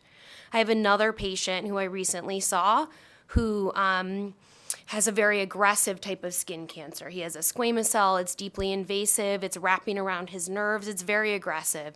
He needs to see additional physicians after I treated him with surgery. In order to try and get him to see these other physicians, my office had to fill out 5 different requests, one for each different physician that he needs to see to get him the care that he needs. And we're still waiting to hear back on those requests. That's speaking about procedures and treating cancers, but I also treat a lot of other things in my office. I treat patients with eczema, I treat patients with psoriasis. I'm sure we all know somebody who has been affected by a skin condition at some point in their life. One of the other issues that happens with prior authorization is when patients switch doctors. They're on a medication, let's say, for eczema. We have an injectable called Dupixent. It works amazing for eczema, especially in children. If the family switches insurance for any reason, then the new insurance company doesn't have to cover that medication anymore. And I have to then fill out paperwork and work with them to get their medication, often leading to a lapse in treatment for these patients. And when we do have a lapse in treatment, meaning that they're not getting their medication, often their disease comes back. And we know that sometimes, not for everybody, but sometimes when we restart that medication later, it's not as effective. The same thing happens when the insurance flips over. You know, for a lot of companies it's in January, but some companies it's in July. If their deductibles and everything flip over, then we have to do authorization again, which again leads to patients, for medications I'm talking about specifically, where patients then lose access to their medications, their disease state comes back, and then it might not work once we get it covered again. So this process greatly affects our patients, and that's what we're here advocating for. Much of this bill follows AMA model legislation for comprehensive prior auth reform. And I applaud Senator Rogich for addressing such an important problem that directly affects patient care. The parts of the bill that I'd like to draw attention to are sections 13, where it talks about prior authorization denials and appeals. These sections emphasize the importance of peer-to-peer review. Every day I make medical decisions that I have determined through my training and my direct examination of patients to be in the best interest of their care. But sometimes when prior auths get denied, I have to take time away from my patients and make phone calls with the insurance company to appeal the decision. Often in those scenarios, I'm not speaking to a peer, often not even a physician, and certainly not a physician. It's rare. I've actually never spoken to another dermatologist, let alone another Mohs surgeon who specializes in removing skin cancer. I'd also like to draw attention to Section 25, and this is important because it modifies the timeline for a prior authorization. So sometimes, currently, it can take 20 days for the insurance company to get back to us, and we're proposing a different timeline to help expedite care so that patients with cancer are not waiting 20 days to find out if it's approved and that if we then need to appeal it or do a peer-to-peer. And this shortens, like I was saying, the timeline to follow model AMA timelines. So in conclusion, I hope that I've sort of brought light to this issue that is affecting our patients. It's preventing them from getting the medications they need, from staying on the medications they need, from getting the treatments that they need. And I think what we all want here is great care for for Nevadans, and having prior authorization reform is a way to help accomplish that. Thank you, Senator Rogich, for addressing prior authorization reform for our patients. Thank you, Dr. Schneider. We also have Kim Rosenberg on the line, and she's going to discuss with regard to autism, which is a part of the bill. But I do want to say that we are in conversations with other parties with regard to this bill, the other insurance carriers and such, and so that's been ongoing. But I'll leave it to Kim now. Thank you, Senator Rogich, and thank you for inviting me here today. Senator Pezzina and esteemed members of the committee, I appreciate the opportunity to address you today in support of Senate Bill 398. My name is Kim Mack Rosenberg, K-I-M, M-A-C-K-R-O-S-E-N-B-E-R-G, and I'm an attorney admitted to practice in New York and New Jersey and in federal courts around the country. Perhaps most importantly, I'm the mother of a young adult diagnosed with autism spectrum disorder. In my legal practice, I represent families of individuals with ASD and those who provide medical services to them, including in particular providers who provide medically necessary applied behavior analysis therapy, also known as ABA. I wanted to address with you the importance of all individuals with ASD covered by Nevada state regulated plans receiving medically necessary ABA therapy, and to do so without age caps, dollar limits, or place of service restrictions. Some of these are the major limits, as Senator Rogich briefly touched on, that are also disallowed under federal mental health parity. To underscore this, I just wanted to mention that at the moment, I'm in Boston attending the Profound Autism Summit. It's a gathering of several hundred ABA practitioners, doctors, other health professionals, lawyers, advocates, and parents, discussing the complex needs of those most profoundly impacted by ASD. Among medically necessary treatments across the lifespan is ABA therapy. In fact, it's widely acknowledged as the gold standard treatment for autism spectrum disorder. It's critical that citizens of Nevada who've been impacted by ASD have access to this treatment without limitations such as age, dollar caps, or place of service. ABA, for those who don't know, is a form of behavior therapy provided to individuals with autism, generally considered the only medical treatment that substantially ameliorates the core symptoms of the disorder, including challenging behaviors such as self-injurious behaviors, aggression, towards self or others, destruction of property, elopement, which is running away or escaping a situation, and other safety concerns, stereotypical behaviors, rigidity, and social and communication deficits. Autism is complex. Medically necessary ABA is most often provided on a one-on-one basis with treatment plans developed and overseen by board-certified or licensed behavior analysts. Data is taken, it's analyzed to develop and continue treatment planning and implementing treatment plans over time. Generalization is critical to the success of individuals receiving ABA, reinforcing why it's important to provide therapy in different environments and why place of service limitations violate mental health parity and are damaging to individuals who need ABA therapy. If an individual masters a skill or behavior improves, but only in one environment, for example, maybe at home or only with a certain therapist, but not with parents or not with teachers in a school setting, benefits of ABA are limited, and the ability of the individual to attain the fullest independence and functioning is negatively impacted. Similarly, if an individual has specific challenges in one setting, for example, in a school setting, it's important that they're able to receive treatment in that particular setting. Receiving treatment in another setting may not necessarily have an impact for them. And ABA therapy for ASD is beneficial throughout the lifespan. Individuals, depending on their individualized medical necessity, may include treatment for either a brief period of time or longer. An individual may need intensive therapy, maybe 30 or 40 hours a week, or they may need more focused therapy for just a few hours a week. Again, what's determined to be medically necessary for that individual. Some may also need services for many years. So visit limits, whether they're annual, for example, 60 visits a year that require individual to start and stop services over the course of years is counterproductive, risks making the therapy less effective. And lifetime visit limits similarly violate determinations of individual medical necessity and mental health parity. I want to pause here a moment. I've already used the terms medically necessary, medical necessity a few times. It's critical to recognize that with respect to mental health conditions like ASD, that medical necessity has to include not only obtaining new skills, reducing behaviors, but also critically preventing regression in the loss of acquired skills and positive behaviors or exacerbating existing or emerging behaviors. So medically necessary treatment has to take into account the risk of regression and maintaining those gains.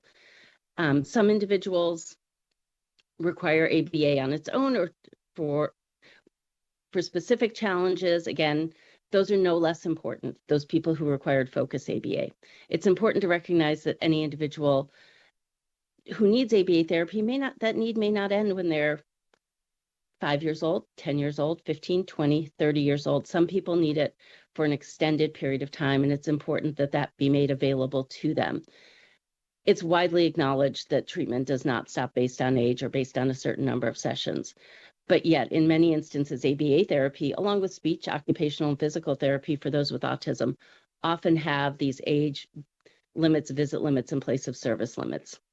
We would never say, for example, on the medical side of treatment, for someone who requires outpatient kidney dialysis, for example, I'm sorry, you're 21 years old, so we're cutting off your dialysis, or we only give you 30 visits of dialysis a year, regardless of what medical necessity dictates.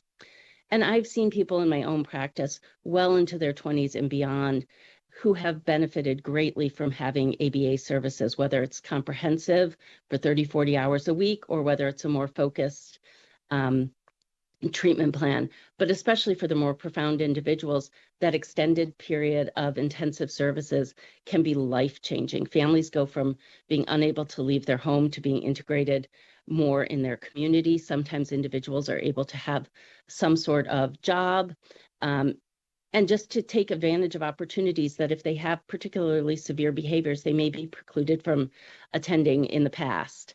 And to deprive these individuals of these opportunities is short-sighted, both for the individuals and for the state, because providing ABA may result in reducing future dependence on state-funded services or reduce the level of dependency. The long-term costs of not providing ABA can be devastating, and the financial burden is faced by families, school districts, insurance, adult services, etc. It increases dramatically when individuals are denied medically necessary care. By providing ABA to individuals with ASD across settings, including schools, more individuals will experience increased independence, including the ability to be educated in less restrictive settings. As I said, people can make significant improvements with ABA therapy, and it's important that anyone covered by any type of plan governed by the laws of Nevada can access that care across their lifespan without monetary visit limits or place of service limitations, so they can also have an equal opportunity. Additionally, some individuals manifest behaviors, as we talked about, in certain settings, so it's very important for place of service to be taken into account. The Council of Autism Service Providers, which is a nonprofit trade association of provider organizations serving individuals with ASD, has recognized the need for that flexibility across settings. School is especially important, as I mentioned, and it's medically necessary ABA that we're talking about in school, not educational ABA, and they are different modalities. I'd be happy to answer any questions about those differences, and those are recognized, including in a recent court case out of the Ninth Circuit. And I do want to also note that with respect to Medicaid in particular, and with children under 21 who are covered by the early periodic screening, diagnostic, and treatment mandate, that failure to provide across settings, including in a school setting, may violate EPSDT, and that should be kept in mind as well. In closing, again, I believe it's very important for SB 398 to pass, and I thank you for your time, and I'm happy to stay and answer any questions. Thank you so much for the presentation. And this has definitely been a popular topic this session. I know there's bills moving through the Assembly, and we have some colleagues as well. So we really appreciate your being here today, and great minds think alike, because there's been a lot of discussion. With that, I believe Senator Ellison has a question. Thank you, Madam Chair. Doctor, I couldn't remember your name. Schneider. Schneider. Ms. Schneider, I went through this, and my son got carcinoma melanoma from a mole, and it went into his lymph nodes. I've never seen so many denials from insurance companies in my life. We were having to drive 300 miles back and forth, and we had good insurance, we thought. And they denied so much, and when it got to the end, the doctors told us that he was going to die if we didn't take IL-2. Well, of course, they denied it immediately. So we had to sign over our house, our car, our airplane, everything we owned to get them shots. So do the insurance companies need to step up when the doctors are telling that this is what you have to have? Yeah, because the insurance companies, I bet you 70% of everything we did was denied, and no matter what it was. So I've got a real heart problem with when it comes to this kind of stuff. So, and your testimony was perfect. Thank you so much. Thank you, and I'm sorry that you went through that experience, and I would love to say that, you were alone in that experience, but I think a lot of patients go through something similar where their care is denied. I know I have to respond to a lot of denials.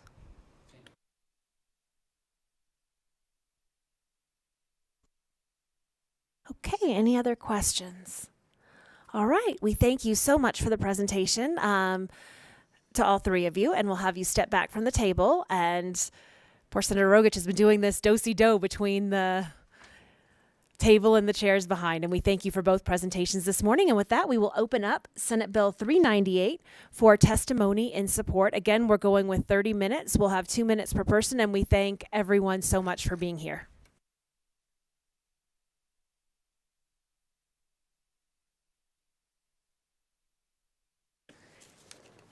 Good morning, Chair. Let me make sure my phone's off. It's 3 for 3 for seeing me this morning. Jacqueline Wynn, Nevada State Medical Association.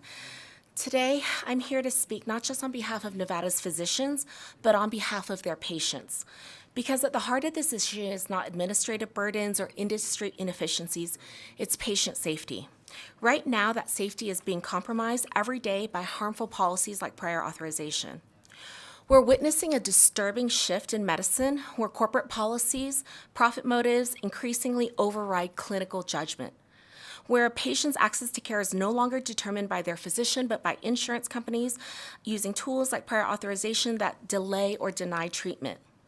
This is no longer just an appropriate utilization tool. This is about patients being caught in a system that's designed to say no, sometimes before they even consider saying yes.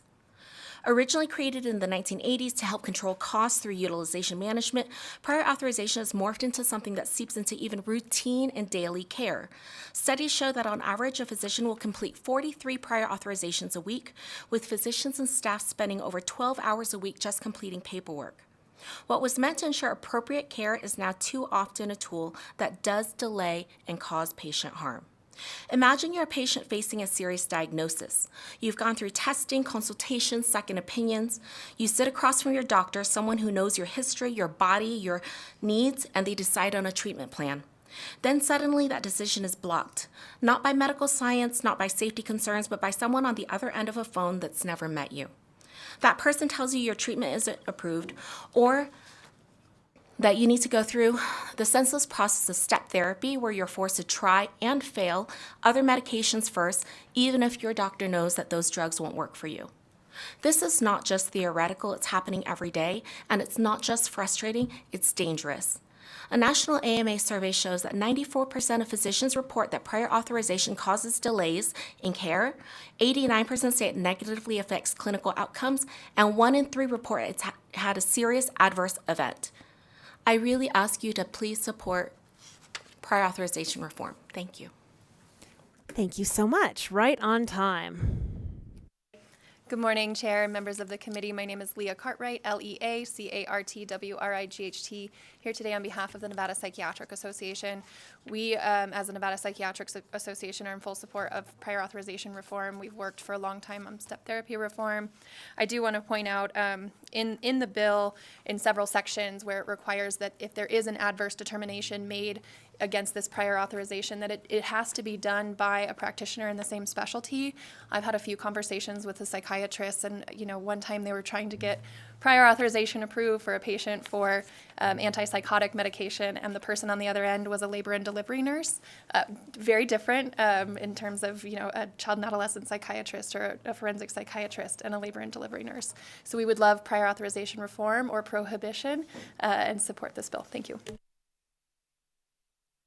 Thank you so much. Do we have anyone in Las Vegas who'd like to testify in support of SB 398? Not seeing anyone, broadcast, we're going to head to you to the phones. And thank you. If you would like to testify in support of Senate Bill 398, please press star 9 now to take your place in the queue.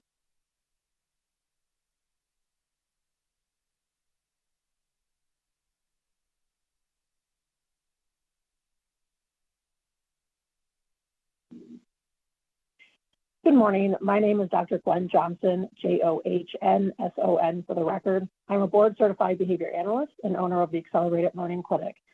I'm here to support SB 389 and highlight the significance of this bill to some of our most vulnerable Nevadans. Nevada is a state which has adopted federal mental health parity laws, yet several insurance carriers in Nevada do not uphold these rules, specifically related to quantitative treatment limits. Health parity dictates that age, visit placement limits, and dollar caps should not be burdensome or more burdensome than those applied to medical and surgical services. I want to be clear, autism does not end at age 5. This is often a lifetime diagnosis. Autism does not stop at the schoolhouse door, nor at the community park. The $72,000 cap has violated the spirit of the laws, the mental health parity laws, and thus these caps should be removed. There's frequent concern that lifting these caps will encourage large additional cost. While I am cognizant and honest about the increased cost, I worked this year with Sierra Health and Life specifically to look at how many of our clients this cap lift would factually impact. Out of our 17 clients with Sierra Health and Life, only 3 would exceed this cap. For our Medicaid clients, out of our 9 clients, only 3 clients would exceed this cap. Ethical ABA companies are requesting appropriate treatment requests. Issues that remain are those companies utilizing unethical or fraudulent billing practices. These challenges then lie within the insurance companies to complete appropriate review of authorization requests, peer-to-peer reviews, and internal audits of treatment documentation and billing. Ethical companies, and more importantly, individuals that we serve, should not be penalized for the few that are engaging in questionable practices. Of note, the same concerns of fraudulent billing and questionable practices occur across all medical and mental health disciplines. There is no data that I am aware of that shows there's a higher amount of unethical or fraudulent billing specifically to autism compared to other healthcare disciplines. Finally, the proposed rules around prior authorizations also greatly impact our industry. As well as what was mentioned earlier this morning, we are often found waiting 15 to 30 days for a response to prior authorization requests, which delays critical care from being provided in an efficient manner. Shortening these timelines to 48 hours would greatly benefit our consumers' access to the care they so rightly deserve. I urge this committee to vote in support of SB 389 to ensure that Nevada is upholding our commitment to mental health parity and providing needed treatments when and where they are appropriate. Thank you for your time. Thank you so much. Next caller, please.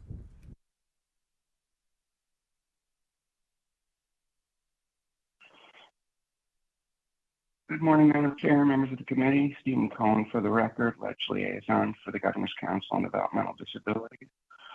So we think that access to affordable care must be free from bias, regardless of pre-existing conditions or habilitative or rehabilitative approaches, and must not experience any delays, denials, or limitations in their interventions. Thank you. I yield.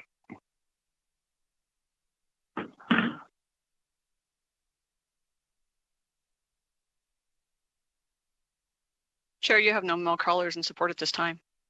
Thank you so much, broadcast. And we will now move to testimony in opposition of Senate Bill 398. Please come up to the tables and begin when you're ready. Thank you. Good morning, Madam Chair, members of the committee. For the record, Chelsea Capurro. As Senator Rogich mentioned in her presentation, there are a few of us that are continuing to work with her. We're in opposition as presented today, but would love to continue to work with her on this bill. Thank you. On behalf of the Health Services Coalition. Good morning, Paul Young with Tom Carter Solutions. On behalf of Farm School Care Management Association, we're here today in opposition on SB 398. PCMA is concerned with significant costs and care impacts SB 398 will have on consumers. The prior authorization process aims to ensure appropriate and cost-effective treatment for consumers that works to reduce fraud and abuse, and helps confirm that prescribed medications align with evidence-based guidelines and promotes patient safety. Eliminating this process from a large healthcare treatment and services, including medications, will ultimately lead to the use of more expensive, non-formulary medications that will further drive up overall healthcare costs. Thank you. Good morning, Chair Bezina and committee. For the record, Shelley Capurro representing the Nevada Association of Health Plans, and we appreciate the opportunity to comment on why we oppose the bill. We recognize the importance of a balanced approach in ensuring access to care while maintaining affordability and prioritizing patient safety and efforts to reduce unnecessary delays in care, but we do have concerns with broad definitions and mandates. The amendment broadly expands the definition of medically necessary services for certain disorders without a framework for clinical consistency or cost management.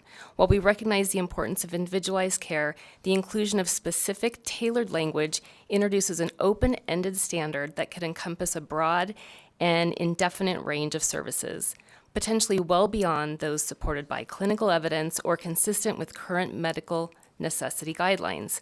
There is also a broadening of the types of providers who can render care and make determinations, including behavioral technicians and allied health professionals. While these professionals are essential members of care teams, allowing them to function independently in utilization reviews or appeal determinations without the oversight of physician raises concerns about clinical appropriateness, credentialing, and alignment with national standards. There are rigid prior authorization requirements, including a 60-minute turnaround time for post-emergency services, and mandatory honoring of prior approvals from previous carriers. These provisions, while well-intentioned, pose significant operational and administrative challenges that may not be feasible in real-world care delivery settings, especially when information is incomplete or requires verification. We would request that turnaround times are consistent with federal CMS guidelines, and we want to thank the sponsor for meeting with us, and we do look forward to further conversations with her and stakeholders to ensure that, we're doing our best for our patients and our consumers. Thank you. Good morning, Madam Chair. For the record, Trey Abney here today representing America's Health Insurance Plans, otherwise known as AHIP. I do want to apologize to Senator Rogich. While I was able to message her late yesterday, I've not been able to talk to her personally about this. I want to apologize for that. Associate myself with all the comments made before. We believe this bill could undermine patient safety and affordability. Prior authorization is a proven tool to ensure that patients receive safe, effective, and evidence-based care. Medical knowledge doubles every 73 days. So to keep up with these changes, studies show that primary care providers would need to practice medicine nearly 27 hours per day. And so we believe it's important that health plans, providers, and hospitals work together to prevent unnecessary care, prevent dangerous drug interactions, and ensuring drugs are used as clinically indicated. And we believe that this will reduce healthcare costs. Experts agree that roughly a quarter of all medical spending is wasteful or low value, and that 10% of physicians provided care inconsistent with consensus and evidence-based standards. We believe that by guiding patients to the right care at the right time in the right setting, prior authorization reduces wasteful spending and helps ensure our healthcare dollars are used efficiently. And finally, if we have this gold carding standard in this bill, it would be the most stringent restrictive gold carding percentage passed in any state. For those reasons, we oppose this bill. Thank you. Thank you. And we will head to Las Vegas. Sir, begin when you're ready. Greetings once again. My name is Ben Pennington, a member of the LVDSA, and I am also speaking as a private citizen who has switched jobs entirely due to health insurance and who has sought treatment for medical conditions outside of the state and is currently looking outside of the country. My main complaint with the bill is that it still allows health insurance carriers to set their own requirements. It still allows for prior authorization to exist at all. Both of these things should be held and done by a third party preferably the state's Department of Insurance, or someone who's completely separate, anybody who's completely separate from health insurance carriers. Someone who cannot, and someone who's not paid by a health insurance carrier, who's not focused on a bottom line. That's all. Thank you. Thank you, and thank you for being engaged in the legislative process. We really appreciate having so many members of the public with us today. With that, we will move to the phone lines, not seeing anyone else in our physical locations coming to the table for opposition of Senate Bill 398.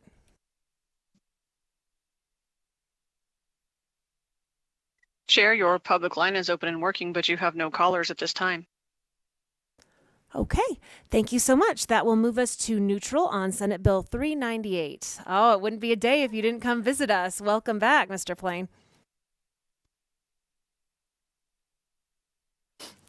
Thank you, Madam Chair, members of the committee. Adam Plain, P-L-A-I-N, with the Nevada Division of Insurance, using my brief timely as expeditiously as possible. First, shout out to the unsung heroes of the LCB staff and Ms. Rudy for covering today on short notice.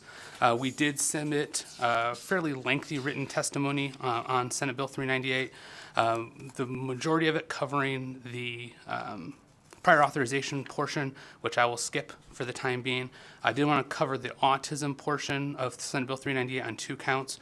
The first one, Section 28 et al. Talk about the age requirements for applied behavior analysis.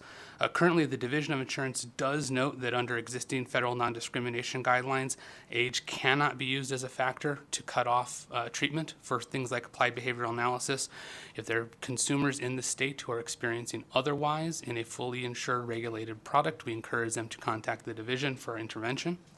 And then the other item is also Section 26 et al. Removes the reference to a actuarial equivalent of $72,000. We heard during presentation that bill proponents thought that there should be an uncapped benefit. I do want to note that under the statutory construction, it's the division's understanding that that reference is a minimum maximum, meaning that the insurers are imposing a maximum benefit limit, and the state has set a minimum threshold for what that benefit limit can be. The benefit limit, for example, cannot fall below $72,000. If we remove that language, we are removing the floor for what that maximum benefit can be. So in theory, the benefit could fall below $72,000. At this point, we'd be forced to enforce the federal essential health benefits benchmark, which is a plan from, I believe, 2015, which was in place when the $36,000 limit was in statute. So that would actually, removing that language could cause benefits to drop below their current threshold.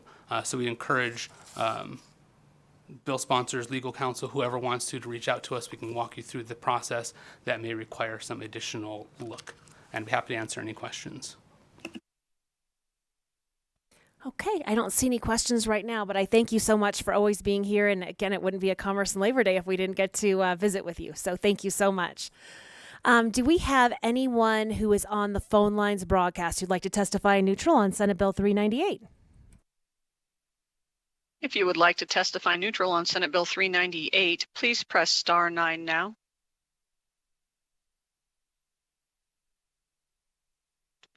Chair, your public line is open and working, but you have no callers at this time. Thank you so much. Okay, it looks like we have no closing comments on Senate Bill 398, so we will close that hearing. We are going to take a very, very, very brief recess while we get some documents in here and meet as a committee to discuss next steps on potential work sessions. Thank you so much. With that, we are in recess.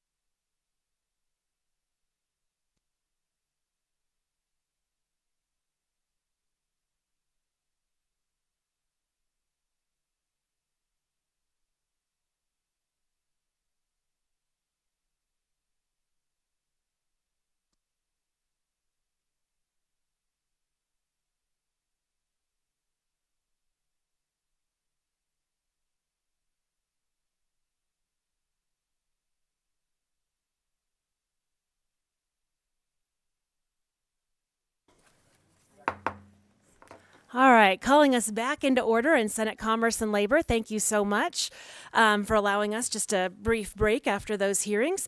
The first order of business we're going to do right now is actually a motion to reconsider on Senate Bill 128. Members, we previously voted to recommend that Senate Bill 128, which makes changes related to health care, be amended and do pass as amended. However, the bill stakeholder discovered there was an issue with one of the amendments that justified reopening this matter for further discussion. Specifically, the amendment should have excluded Medicaid and Medicaid managed care plans. It was not the intent to include those Medicaid and Medicaid managed care plans. So I'm asking for you to vote to reconsider our previous action to amend and do pass this bill. Once we consider our previous action, the committee can then consider moving forward with the work session document, or I should just say moving forward with this, with the exception of the Medicaid and Medicaid managed care plan. So I'm now going to reopen the work session on Senate Bill 128. And members, you should have a copy, I think, of Senate Bill 128 among your documents. We did just work session this one yesterday, so it might also be familiar. On the other hand, we did work session 28 documents yesterday, so there's that. At this point, I will entertain a motion to reconsider our previous action that Senate Bill 128 be amended and passed as amended during our work session held on April the 10th. Okay. Thank you so much. Senator Lang has moved that the committee reconsider the action whereby it recommended Senate Bill 128 be amended and passed as amended. Who is my second? Senator Ellison, thank you so much for the second. Any discussion? All in favor, please say aye. Aye. Any opposed? All right, the motion carries to reconsider. Our previous recommendation on Senate Bill 128 is now reopened as though it had not been decided, and I thank all of you for your patience on a very busy deadline day. Next, we will consider Senate Bill 128 with the exclusion of the Medicaid and Medicaid care plans. Members of the committee, are there any questions? Okay, thank you so much. We have a motion to amend and do pass from Senator Lang. Is there a second? Second. A second from Senator Flores. Is there any discussion? All in favor, please say aye. Aye. Any opposed? Thank you so much. The motion carries, and I will once again assign the floor statement to Senator Neal on Senate Bill 128. And thank you so much for your time as we get this figured out on our final opportunity before deadlines. Next on the agenda, we are going to begin work sessions for two items, Senate Bill 218 and Senate Bill 336. And we are going to start, Ms. Rudy, with Senate Bill 218. Thank you, Chair Pazina. This is Jennifer Rudy, Committee Policy Analyst. Senate Bill 218 enacts the Uniform Antitrust Pre-Merger Notification Act, which generally requires certain companies who must file a notification under the Hart-Scott-Rodino Act to file that same notification with the Office of the Attorney General contemporaneously with the federal filing. Such filings are confidential with certain exceptions for investigatory and law enforcement purposes. This bill requires a court to consider the promotion of uniformity of the law among jurisdictions that enact the Uniform Act in applying and construing the provisions of the Act. Senator Orenshaw, who is here today, proposes the attached conceptual amendment, which exempts a person holding certain gaming licenses or an affiliate of such a licensee. Thank you, Chair. Thank you so much. Do we have any questions on Senate Bill 218? Okay, not seeing any questions, I will accept a motion to amend and do pass Senate Bill 218. Second. Thank you so much. We have a motion to amend do pass from Senator Lang, and we do have a second from Senator Daly. Do we have any further discussion? Okay, not seeing any. All in favor, please say aye. Aye. Any opposed? Okay, we have a nay from Senator Steinbeck and, okay, Rogish. Senator Ellison, were you also a nay? I'm a yes, and I'm going to reserve my right. Thank you so much. So let's get on the record that this motion did carry. It was not unanimous as Senators Rogish and Steinbeck opposed, and Senator Ellison has reserved his right. All right, thank you so much. With that, we will assign the floor statement to Senator Orenshaw. And I will move to the next work session. And Ms. Rudy, whenever you're ready, Senate Bill 336. Thank you so much. Thank you, Chair Pazina. This is Jennifer Rudy, Committee Policy Analyst. Senate Bill 336 authorizes sole proprietors or independent contractors to open a portable benefit account with a bank or investment manager and make account contributions during any calendar year they work as proprietors or contractors.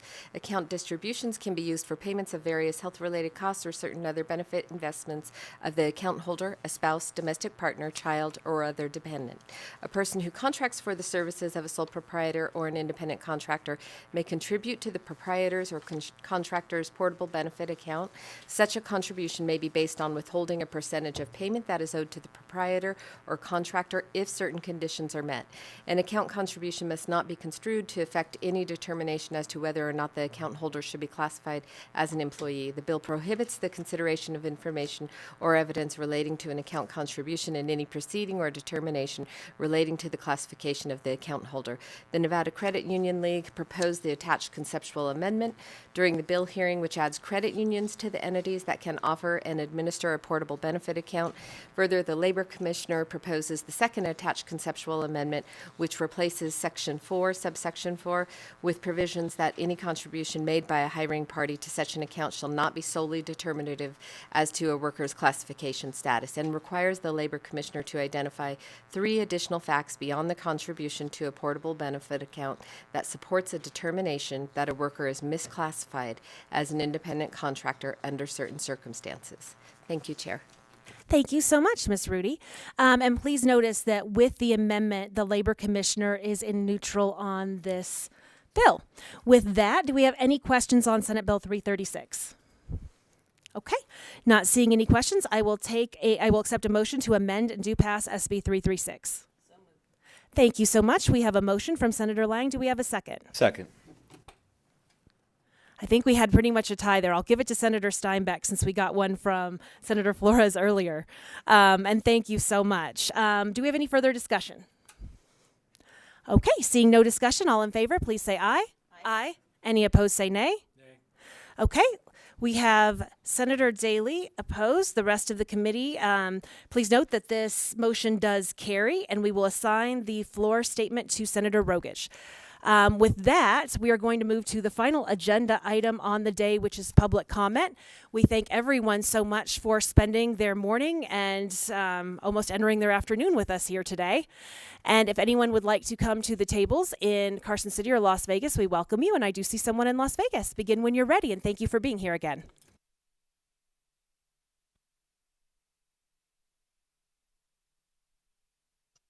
There we go. Thank you. Sorry about that. Had a bit of a technical issue. So anyway, once again, third time's a charm. My name is Ben Pennington. I'm a member of the Las Vegas DSA. And, well, quite frankly, I want to know why a bill to cap the increase of rents for everyone was not introduced this legislative session. Recently, a BDR was submitted by the Interim Committee on Commerce and Labor that would have capped rent increases at 3% this year. We know the BDR exists. So our question to you, which we know you can't answer today, is where is the bill?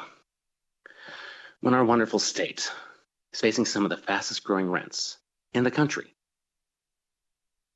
why haven't we had this? Why haven't we seen a solution? That's all. Thank you for your time. Mr. Pennington, thank you so much. And thank you so much for being here today and for testifying in regards to the other bills today. We really appreciate your time and your engagement. And with that, we are going to move to the phone lines. Broadcast, do we have anyone on the phone lines who'd like to make public comment? If you would like to provide public comment, please press star 9 now to take your place in the queue.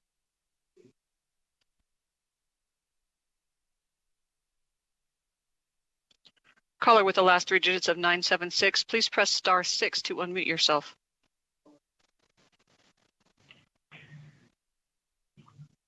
Good morning, members of the Assembly Committee.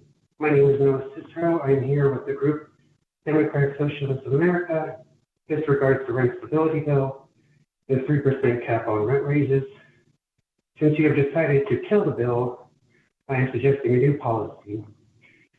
You could build a village in the Desert National Wildlife Refuge down in the mountains, so that no one has to look at our coronary faces. The village could be called Lombardo'ville. You could peacefully let all the single mothers, children, elderly, and disabled die out in the desert. You don't have to raise minimum wage to $25. You don't have to have a rec camp. You don't have to want to build affordable housing. If you do not want to take control of rental companies, if you want us to just die, just kill us then. Because with you in charge, we are better off dead anyways. Thank you for your time. Sir, thank you so much for being here today. And can you repeat your name for us? It broke up a little on the phone. We want to make sure we have it for the record. Thank you again. Chair, he disconnected as soon as he was done. You have no more callers at this time. Okay, well, thank you so much for everyone who's come out to testify and support in opposition and neutral. We really appreciate everyone's engagement and also in our public comment. And with that, we wish you all a wonderful rest of deadline day. Please note that we have canceled our meeting on Monday and will post further agendas. Thank you. We are adjourned.